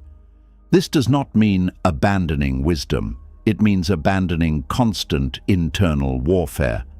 There is a huge difference. Some people argue with reality from the moment they wake up until the moment they fall asleep. Traffic should move faster. People should behave differently. The body should not feel tired. Work should feel easier. Life should already be solved. And because reality rarely matches these endless demands, frustration becomes constant. The nervous system never truly rests. But presence interrupts this pattern. Instead of demanding that reality immediately become different, awareness begins with honesty. This is the traffic. This is the tiredness. This is the uncertainty. This is the moment. And strangely, this honesty creates more peace than endless resistance ever could, because resistance keeps the mind trapped in what should be. Presence reconnects the mind to what is. This is why presence feels so relieving to the exhausted spirit. The exhausted spirit is tired of negotiating constantly, tired of proving, tired of resisting, tired of rehearsing, tired of mentally carrying entire futures. Presence finally says, you can put some of this down now. Not forever, just now. That is enough.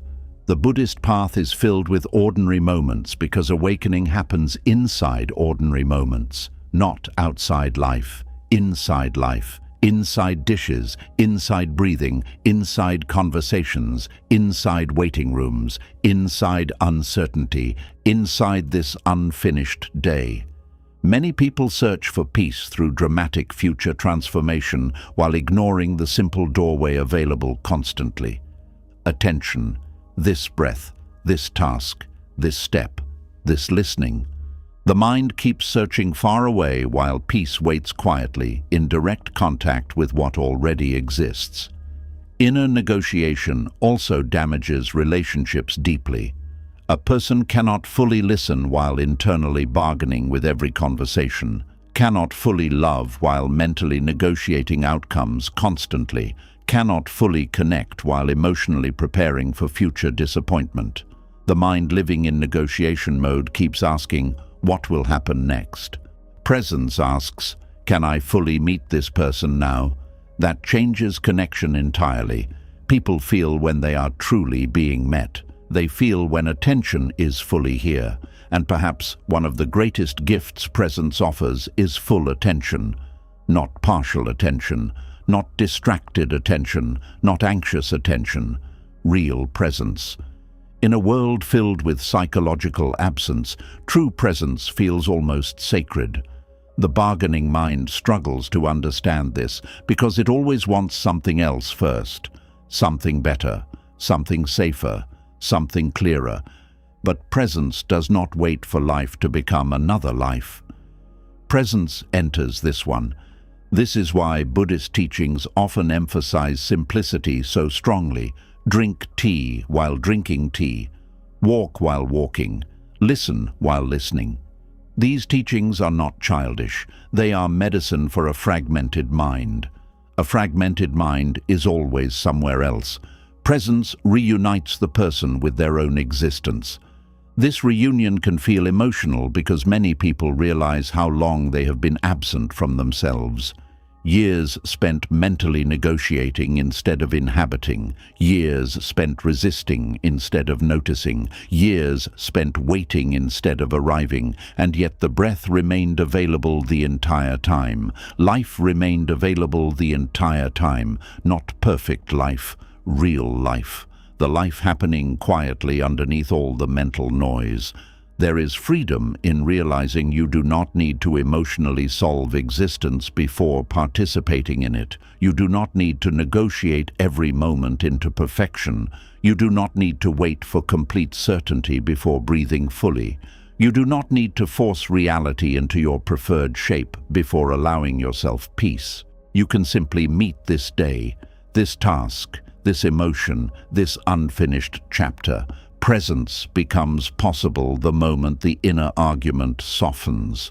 Not because life finally obeyed you, but because you stopped demanding that life become different before you agreed to inhabit it. This is the end of inner negotiation, not total passivity, not giving up, but no longer making your peace completely dependent on conditions outside this breath. And perhaps this is one of the deepest forms of freedom a human being can experience. The freedom to stop bargaining with life long enough to finally live it, one breath at a time, one honest moment at a time, one ordinary sacred day at a time.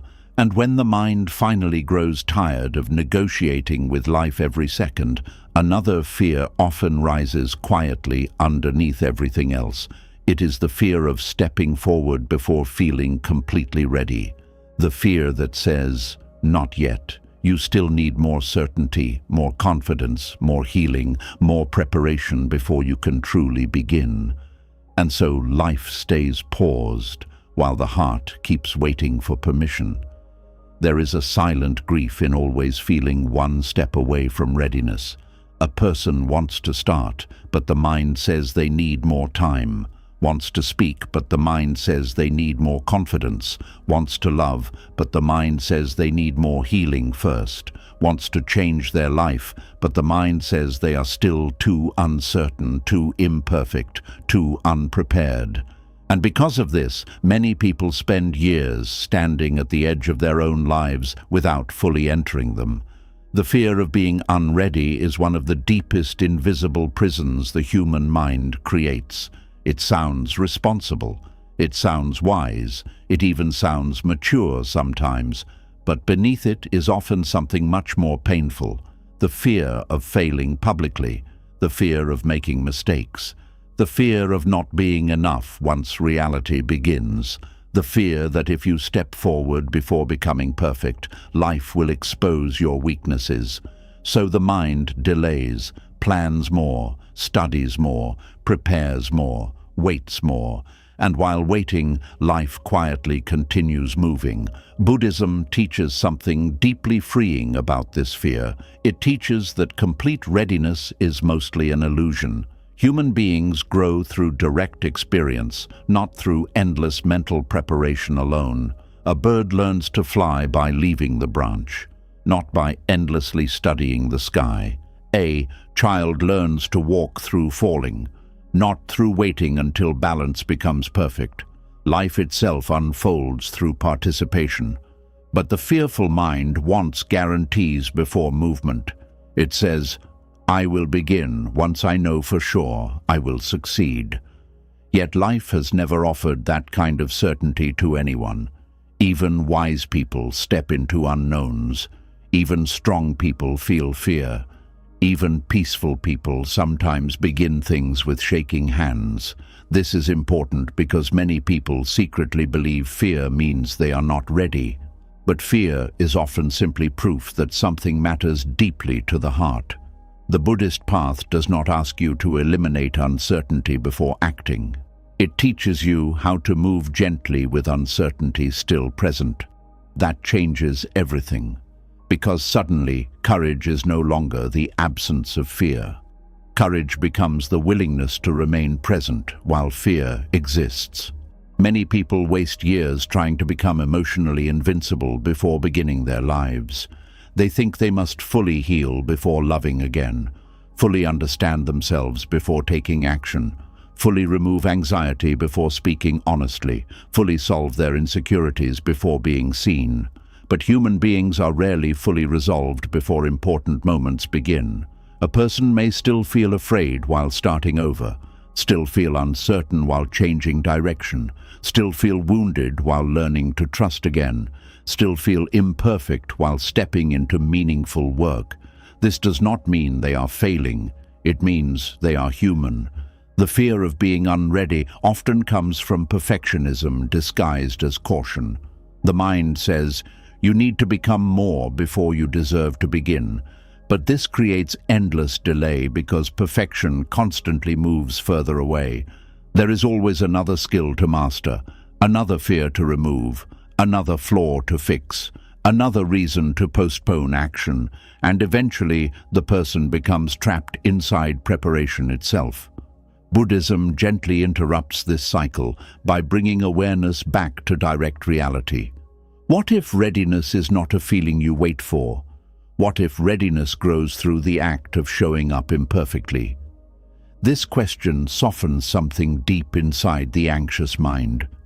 Because many people are secretly exhausted from trying to become flawless before allowing themselves to live honestly, the Buddhist understanding of impermanence changes the entire relationship with readiness. Since life constantly changes, complete preparation becomes impossible anyway. You cannot fully prepare for every conversation, every transition, every heartbreak, every opportunity, every season of existence. Life moves too unpredictably. Bodies change unexpectedly. Relationships evolve unexpectedly. Circumstances shift unexpectedly. And because of this, waiting for total certainty often means waiting forever. The mind believes preparation will eventually remove vulnerability completely, but vulnerability is woven into being alive itself. To love is vulnerable. To begin is vulnerable. To trust is vulnerable. To create is vulnerable. To be seen honestly is vulnerable. There is no fully armored path into meaningful living. This realization may sound frightening at first, but eventually it becomes liberating. Because if vulnerability cannot be removed completely, then perhaps you no longer need to delay your life trying to eliminate it first. You can begin while still human. Many people think spiritual growth means becoming fearless. Buddhism teaches something more compassionate. Spiritual growth often means becoming less controlled by fear, even when fear still visits the mind. Fear may appear, uncertainty may appear, doubt may appear, but awareness allows you to continue moving gently without surrendering your entire life to hesitation. This is deeply important because hesitation slowly becomes identity for many people. A person starts seeing themselves as someone who almost begins, almost speaks, almost changes, almost lives fully, but always waits slightly longer, and over time the nervous system becomes conditioned toward avoidance. The mind learns that postponement feels safer than movement. Yet postponement has its own hidden suffering: regret, stagnation, emotional numbness, the painful feeling of watching life pass while remaining psychologically stuck at the doorway. Buddhism does not force people violently into action. It teaches mindful participation, one breath, one step, one honest movement forward.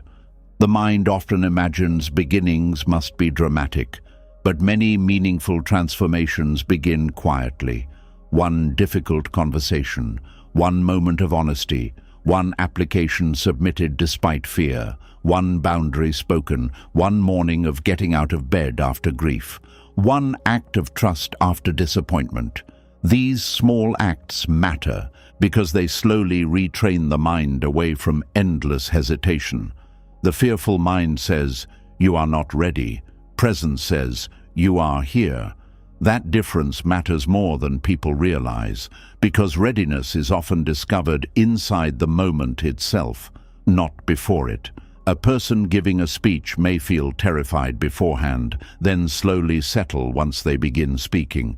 A person entering a new chapter may feel uncertain until they start living it. A person learning to trust again may feel afraid until real connection begins softening the fear naturally. Action often teaches the body what endless preparation never could. That survival is possible. That imperfection is survivable. That mistakes are survivable. That uncertainty itself is survivable. Many people who fear being unready are also secretly afraid of being seen unfinished. They believe they must appear polished before stepping forward. They hide their confusion, hide their fear, hide their learning process. But Buddhism deeply honors unfinishedness. The lotus flower does not bloom because the mud disappeared first. Growth itself is messy. Human becoming is messy. Healing is messy. Awakening is messy. And much suffering comes from trying to appear spiritually or emotionally complete before life naturally shapes you through experience. Some people wait to become more confident before speaking honestly. But confidence often grows through honest speaking. Some wait to become more peaceful before meditating. But peace often grows through practicing meditation while restless. Some wait to feel worthy before accepting love. But worthiness often deepens through receiving genuine love imperfectly. The mind keeps placing readiness before experience, when experience itself is often what creates readiness. This is why Buddhist practice focuses so much on direct engagement with life, rather than endless conceptual thinking. You can think about swimming forever, but eventually the body must touch water. And touching water changes understanding completely. There are truths life only teaches through participation. No amount of preparation fully teaches love before loving. No amount of planning fully teaches courage before risk. No amount of theory fully teaches presence before actual living. The fear of being unready also creates constant self-monitoring. The person watches themselves excessively. Am I healed enough, wise enough, strong enough, productive enough, spiritual enough? And this constant evaluation creates deep tension because the person never fully relaxes into authentic movement. They are too busy checking whether they deserve movement first. Buddhism gently loosens this obsession with self-measurement. The practice becomes simpler. Breathe, notice, return. Take the next step available, not the perfect step, the real one. This simplicity can feel surprisingly emotional because many people have spent years carrying the impossible burden of trying to fully perfect themselves before participating in life. The nervous system becomes exhausted from all the self-monitoring, all the hesitation, all the internal waiting. Eventually, the heart quietly asks, "How much longer must I remain paused before I am finally allowed to live?" This question matters deeply, because some people postpone themselves so long that they begin losing connection with desire itself. They stop dreaming honestly because dreaming activates fear. They stop trying because trying risks disappointment. They stop opening because openness risks pain. Avoidance becomes emotional safety, but emotional safety built entirely on avoidance eventually becomes loneliness. Buddhism teaches the middle path between reckless impulsiveness and fearful paralysis. You do not need to rush blindly, but you also do not need to imprison yourself inside endless preparation. You can move slowly and still move. You can move carefully and still move. You can move while afraid and still move. This is the wisdom of embodied courage, not dramatic courage, not loud courage. Quiet courage, the courage to remain present while uncertain, the courage to begin while unfinished, the courage to take one real step without demanding guarantees from life first. Many people secretly believe everyone else feels more prepared than they do. But most human beings enter important moments without full certainty. Parents become parents without fully knowing how.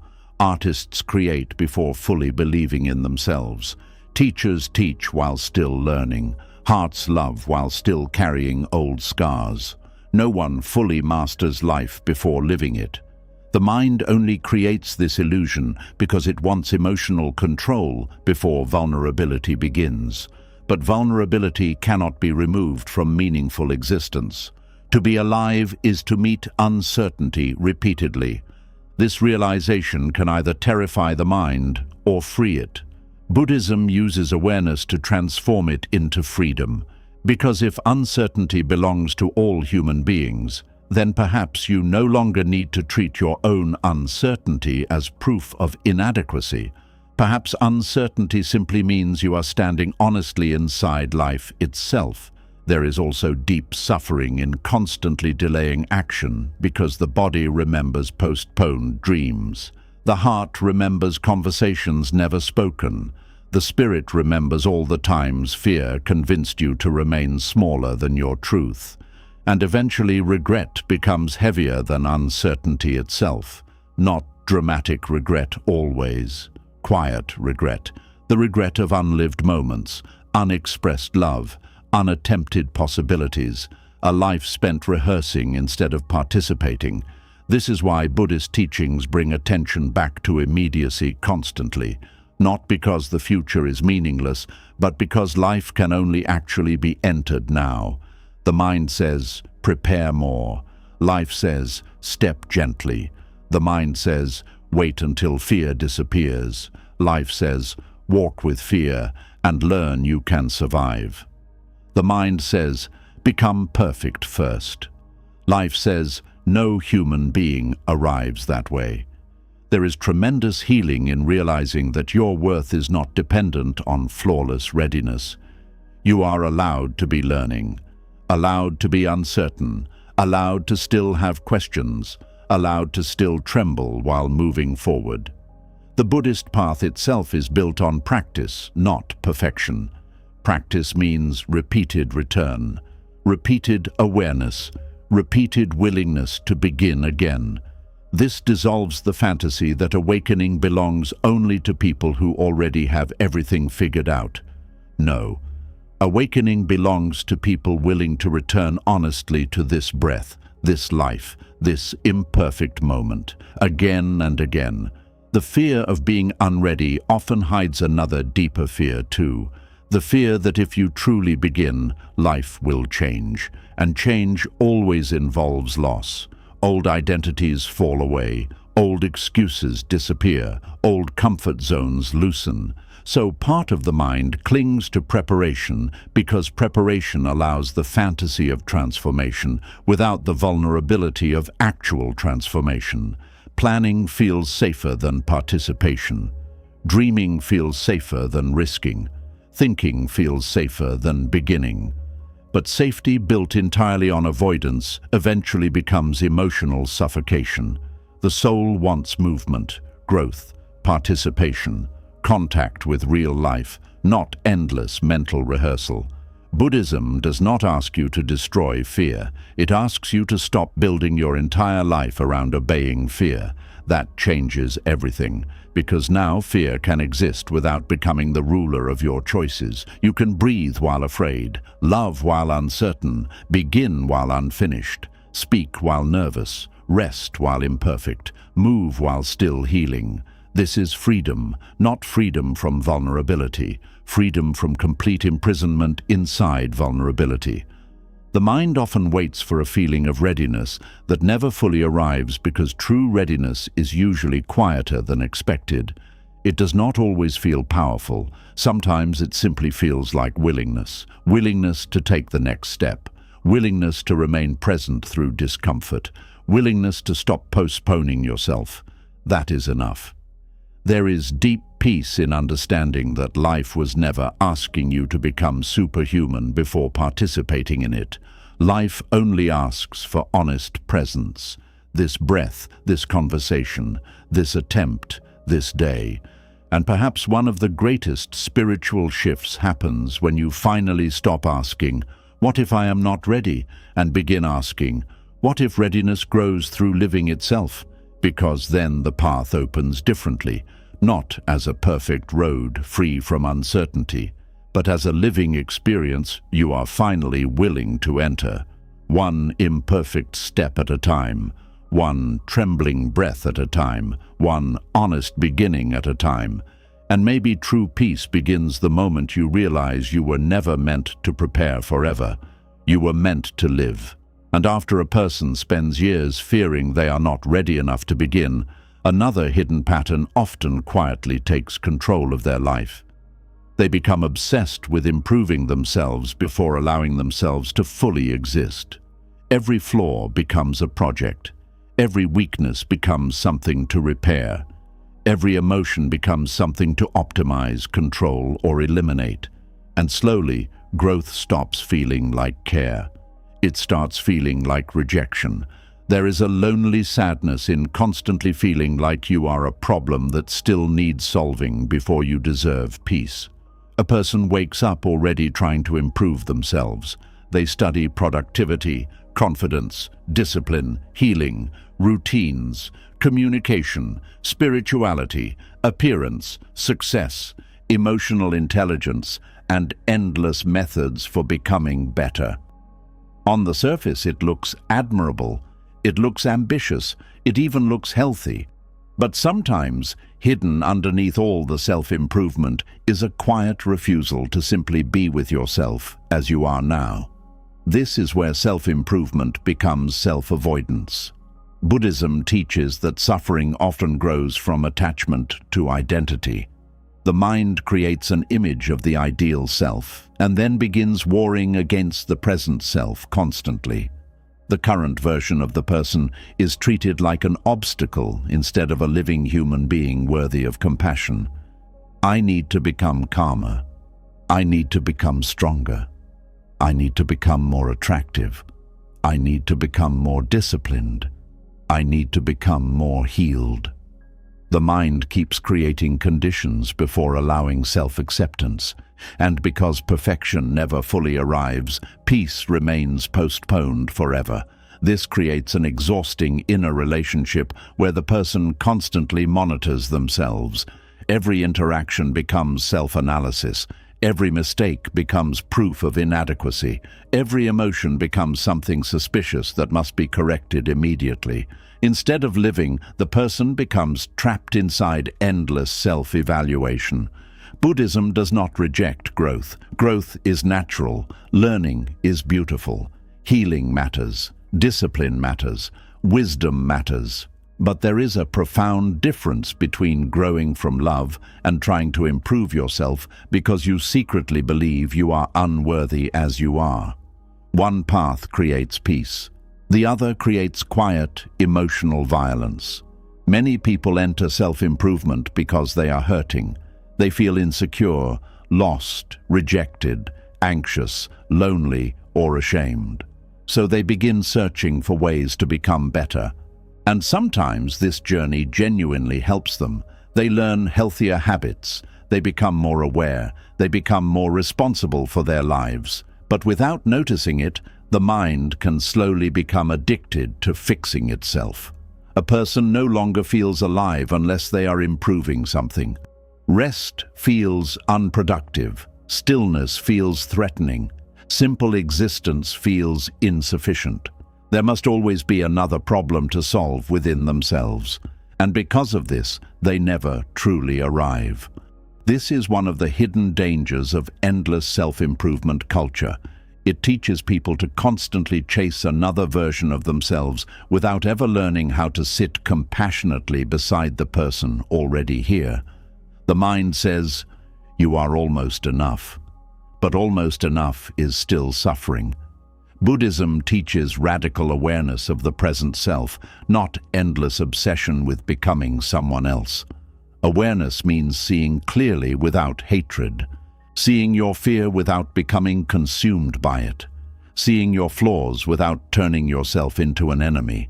Seeing your wounds without believing they remove your worth. This changes the entire emotional atmosphere inside a person, because many people are internally cruel to themselves in ways they barely notice. They speak to themselves harshly, judge themselves constantly, compare themselves endlessly, withhold rest from themselves, withhold compassion from themselves, and then they call it motivation. But fear-based self-improvement creates nervous system exhaustion. The person never feels emotionally safe inside their own mind because the mind constantly demands another upgrade before allowing peace. This is why some people become deeply successful externally, yet still feel internally restless. Achievement did not solve the deeper wound because the wound was never only about success. The wound was the belief that they must constantly become more before deserving love, rest, and presence. The Buddhist path gently interrupts this belief, not by encouraging passivity, but by asking something deeply uncomfortable. What if you stopped treating yourself like a constant problem to repair? This question can feel terrifying for people whose identity depends on endless self-fixing. Because many people secretly fear that self-acceptance will make them lazy, they think if they stop criticizing themselves, they will stop growing. But self-hatred is not the only fuel for transformation. Compassion can also create growth. In fact, growth rooted in compassion is often more sustainable because it does not constantly attack the nervous system. A tree grows because it is nourished, not because it screams at itself. Yet many people try to force themselves into healing through inner violence. They shame themselves for being anxious, shame themselves for being emotional, shame themselves for still struggling, shame themselves for not improving fast enough. And all this pressure creates deep emotional fatigue. The heart becomes tired of constantly being treated like unfinished machinery instead of a living human experience. Buddhism teaches that awareness itself transforms things naturally. You do not always need to violently attack your patterns. Sometimes you need to notice them gently, sit beside them, understand them, bring compassion into them. The goal is not to erase your humanity. The goal is to stop being unconscious inside it. This is a major difference, because many people approach healing as if they are trying to delete every imperfect part of themselves before life can begin. But human beings are not machines built for flawless optimization. They are living beings shaped by joy, grief, confusion, memory, tenderness, fear, hope, longing, uncertainty, and impermanence. Trying to become emotionally perfect before allowing yourself to live creates endless suffering.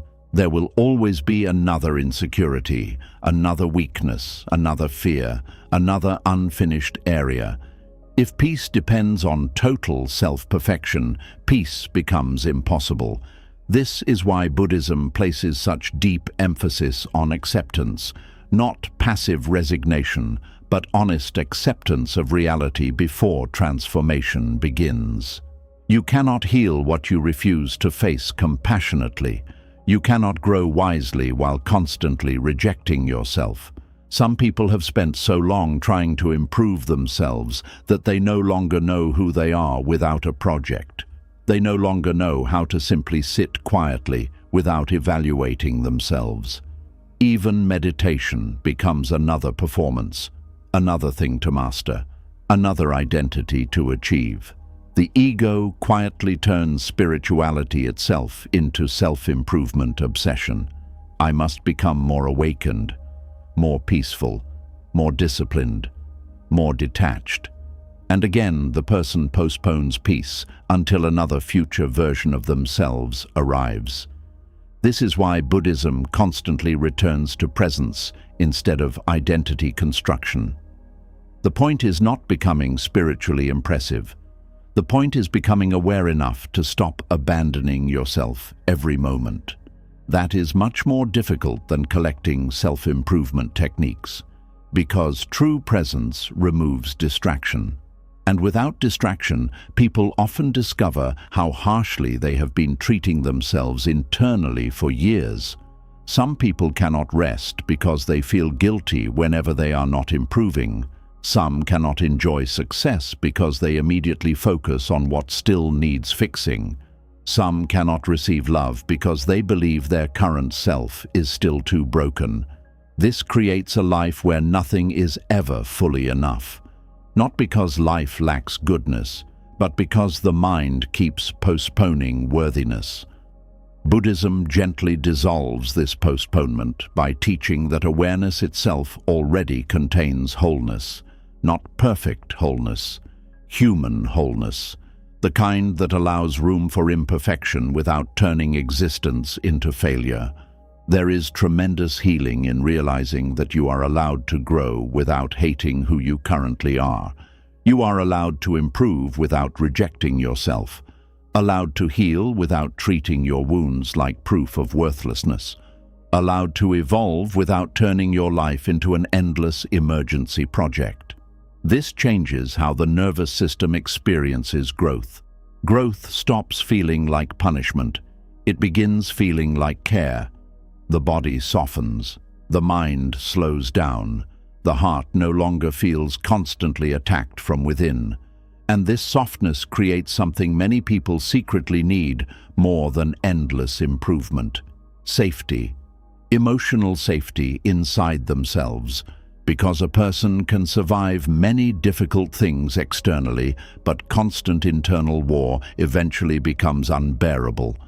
Many people are exhausted not only from life, but from themselves, from the endless inner commentary, the endless fixing, the endless comparison, the endless pressure to become more. The Buddhist path offers relief by teaching people how to sit beside themselves honestly instead of constantly running toward another identity. This does not mean giving up on growth. It means no longer turning growth into self-rejection. A person may still practice discipline, still learn, still change habits, still build a better life, but the emotional energy changes completely. The inner voice becomes kinder, more patient, more understanding. Growth begins flowing from care instead of shame. This distinction matters deeply. A person who grows from shame constantly feels behind. A person who grows from awareness still experiences challenges, but they do not feel fundamentally at war with themselves every moment. Modern self-improvement culture often creates impossible standards. Wake earlier, achieve more, become mentally stronger, be more attractive, be more productive, heal faster, optimize constantly, and while some advice may be useful, many people quietly absorb the message that their natural human state is never enough. This creates chronic inadequacy.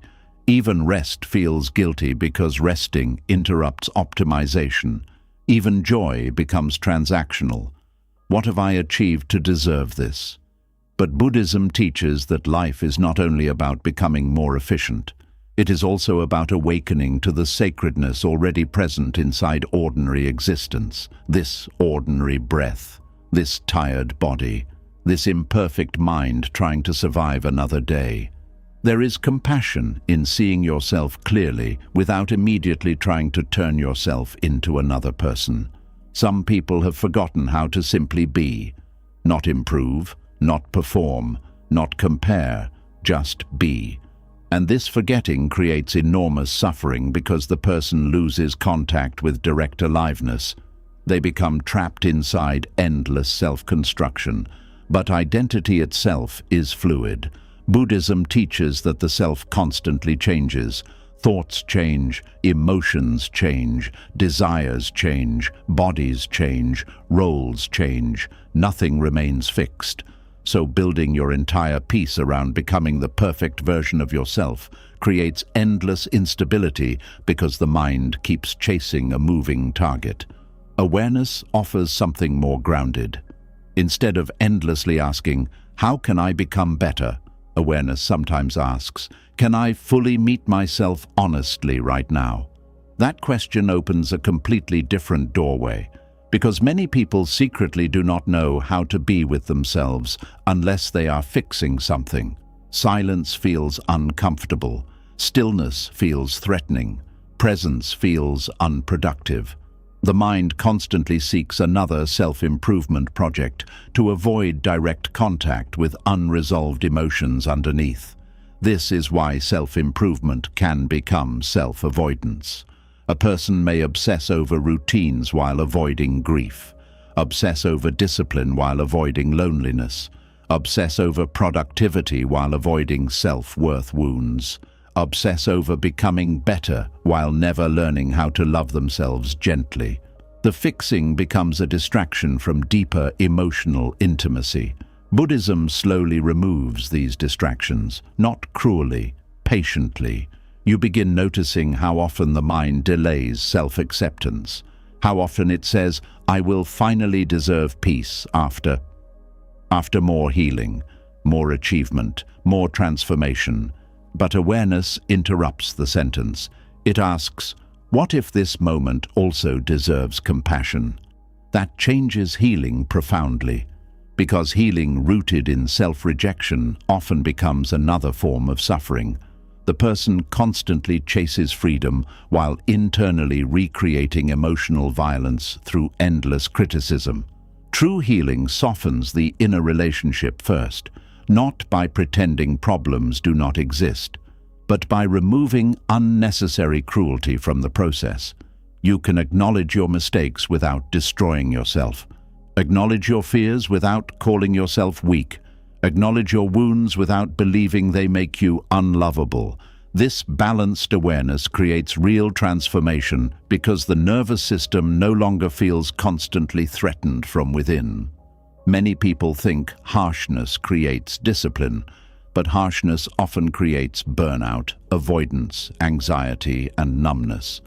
Compassion creates sustainability because the person no longer needs to escape themselves constantly. There is also tremendous grief hidden inside endless self-improvement. Grief for all the years spent believing you were not enough yet. Grief for all the moments you withheld love from yourself.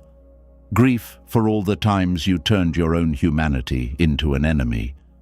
Some people spent decades trying to become worthy instead of realizing they were already worthy of compassion while imperfect. This realization can feel heartbreaking and relieving at the same time, because suddenly the endless chase softens slightly. The nervous system no longer needs to run constantly. The heart no longer needs to prove itself every second. Life becomes less about constructing the ideal self and more about honestly inhabiting the present self. This changes ordinary existence completely. You stop turning every flaw into catastrophe, stop turning every emotion into failure, stop treating yourself like unfinished machinery. You begin breathing more naturally, resting more honestly, living more gently, not because you stopped growing, but because growth no longer depends on rejecting yourself first. This is one of the deepest forms of Buddhist wisdom. The path is not about becoming superhuman. It is about becoming awake enough to stop abandoning yourself in the middle of being human. Awareness replaces endless self-judgment. Presence replaces endless self-monitoring. Compassion replaces endless self-punishment. And from this softer ground, real transformation becomes possible, not transformation driven by desperation, transformation driven by truth. The truth that you do not need to become another person before you deserve your own kindness. You do not need to fully heal before you allow yourself rest. You do not need to erase every flaw before you belong inside your own life. This moment already contains a human being worthy of care, even unfinished, even uncertain, even still learning. And perhaps true peace begins the moment self-improvement stops being an escape from yourself and becomes an act of gentle love toward the life already here. Maybe the greatest tragedy is not that life is uncertain.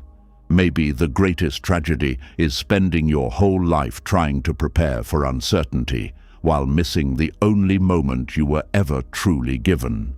You waited to feel ready. You waited to feel healed. You waited to feel confident. You waited for more money, more success, more approval, more clarity, and more proof that it was finally safe to begin. But while the mind kept saying, "Not yet," life kept moving. And that is the lesson Buddhism keeps bringing us back to. Life is not waiting at the end of perfect preparation.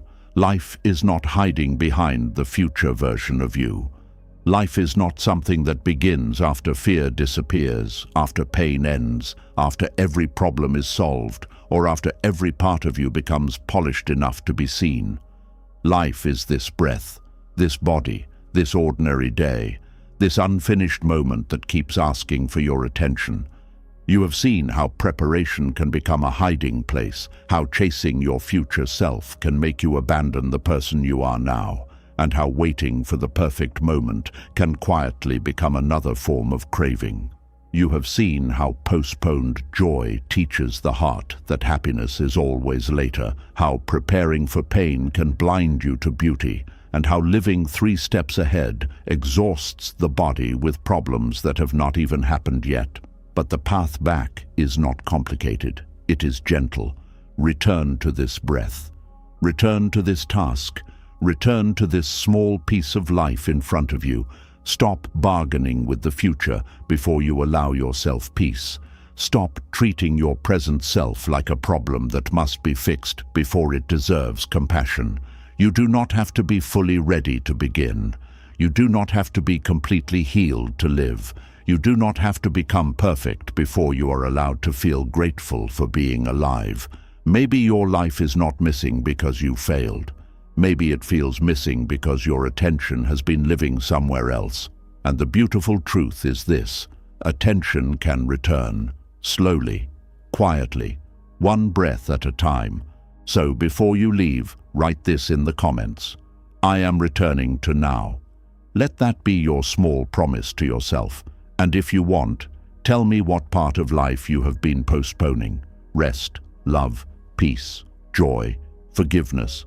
Your comment may become the reminder someone else needs tonight.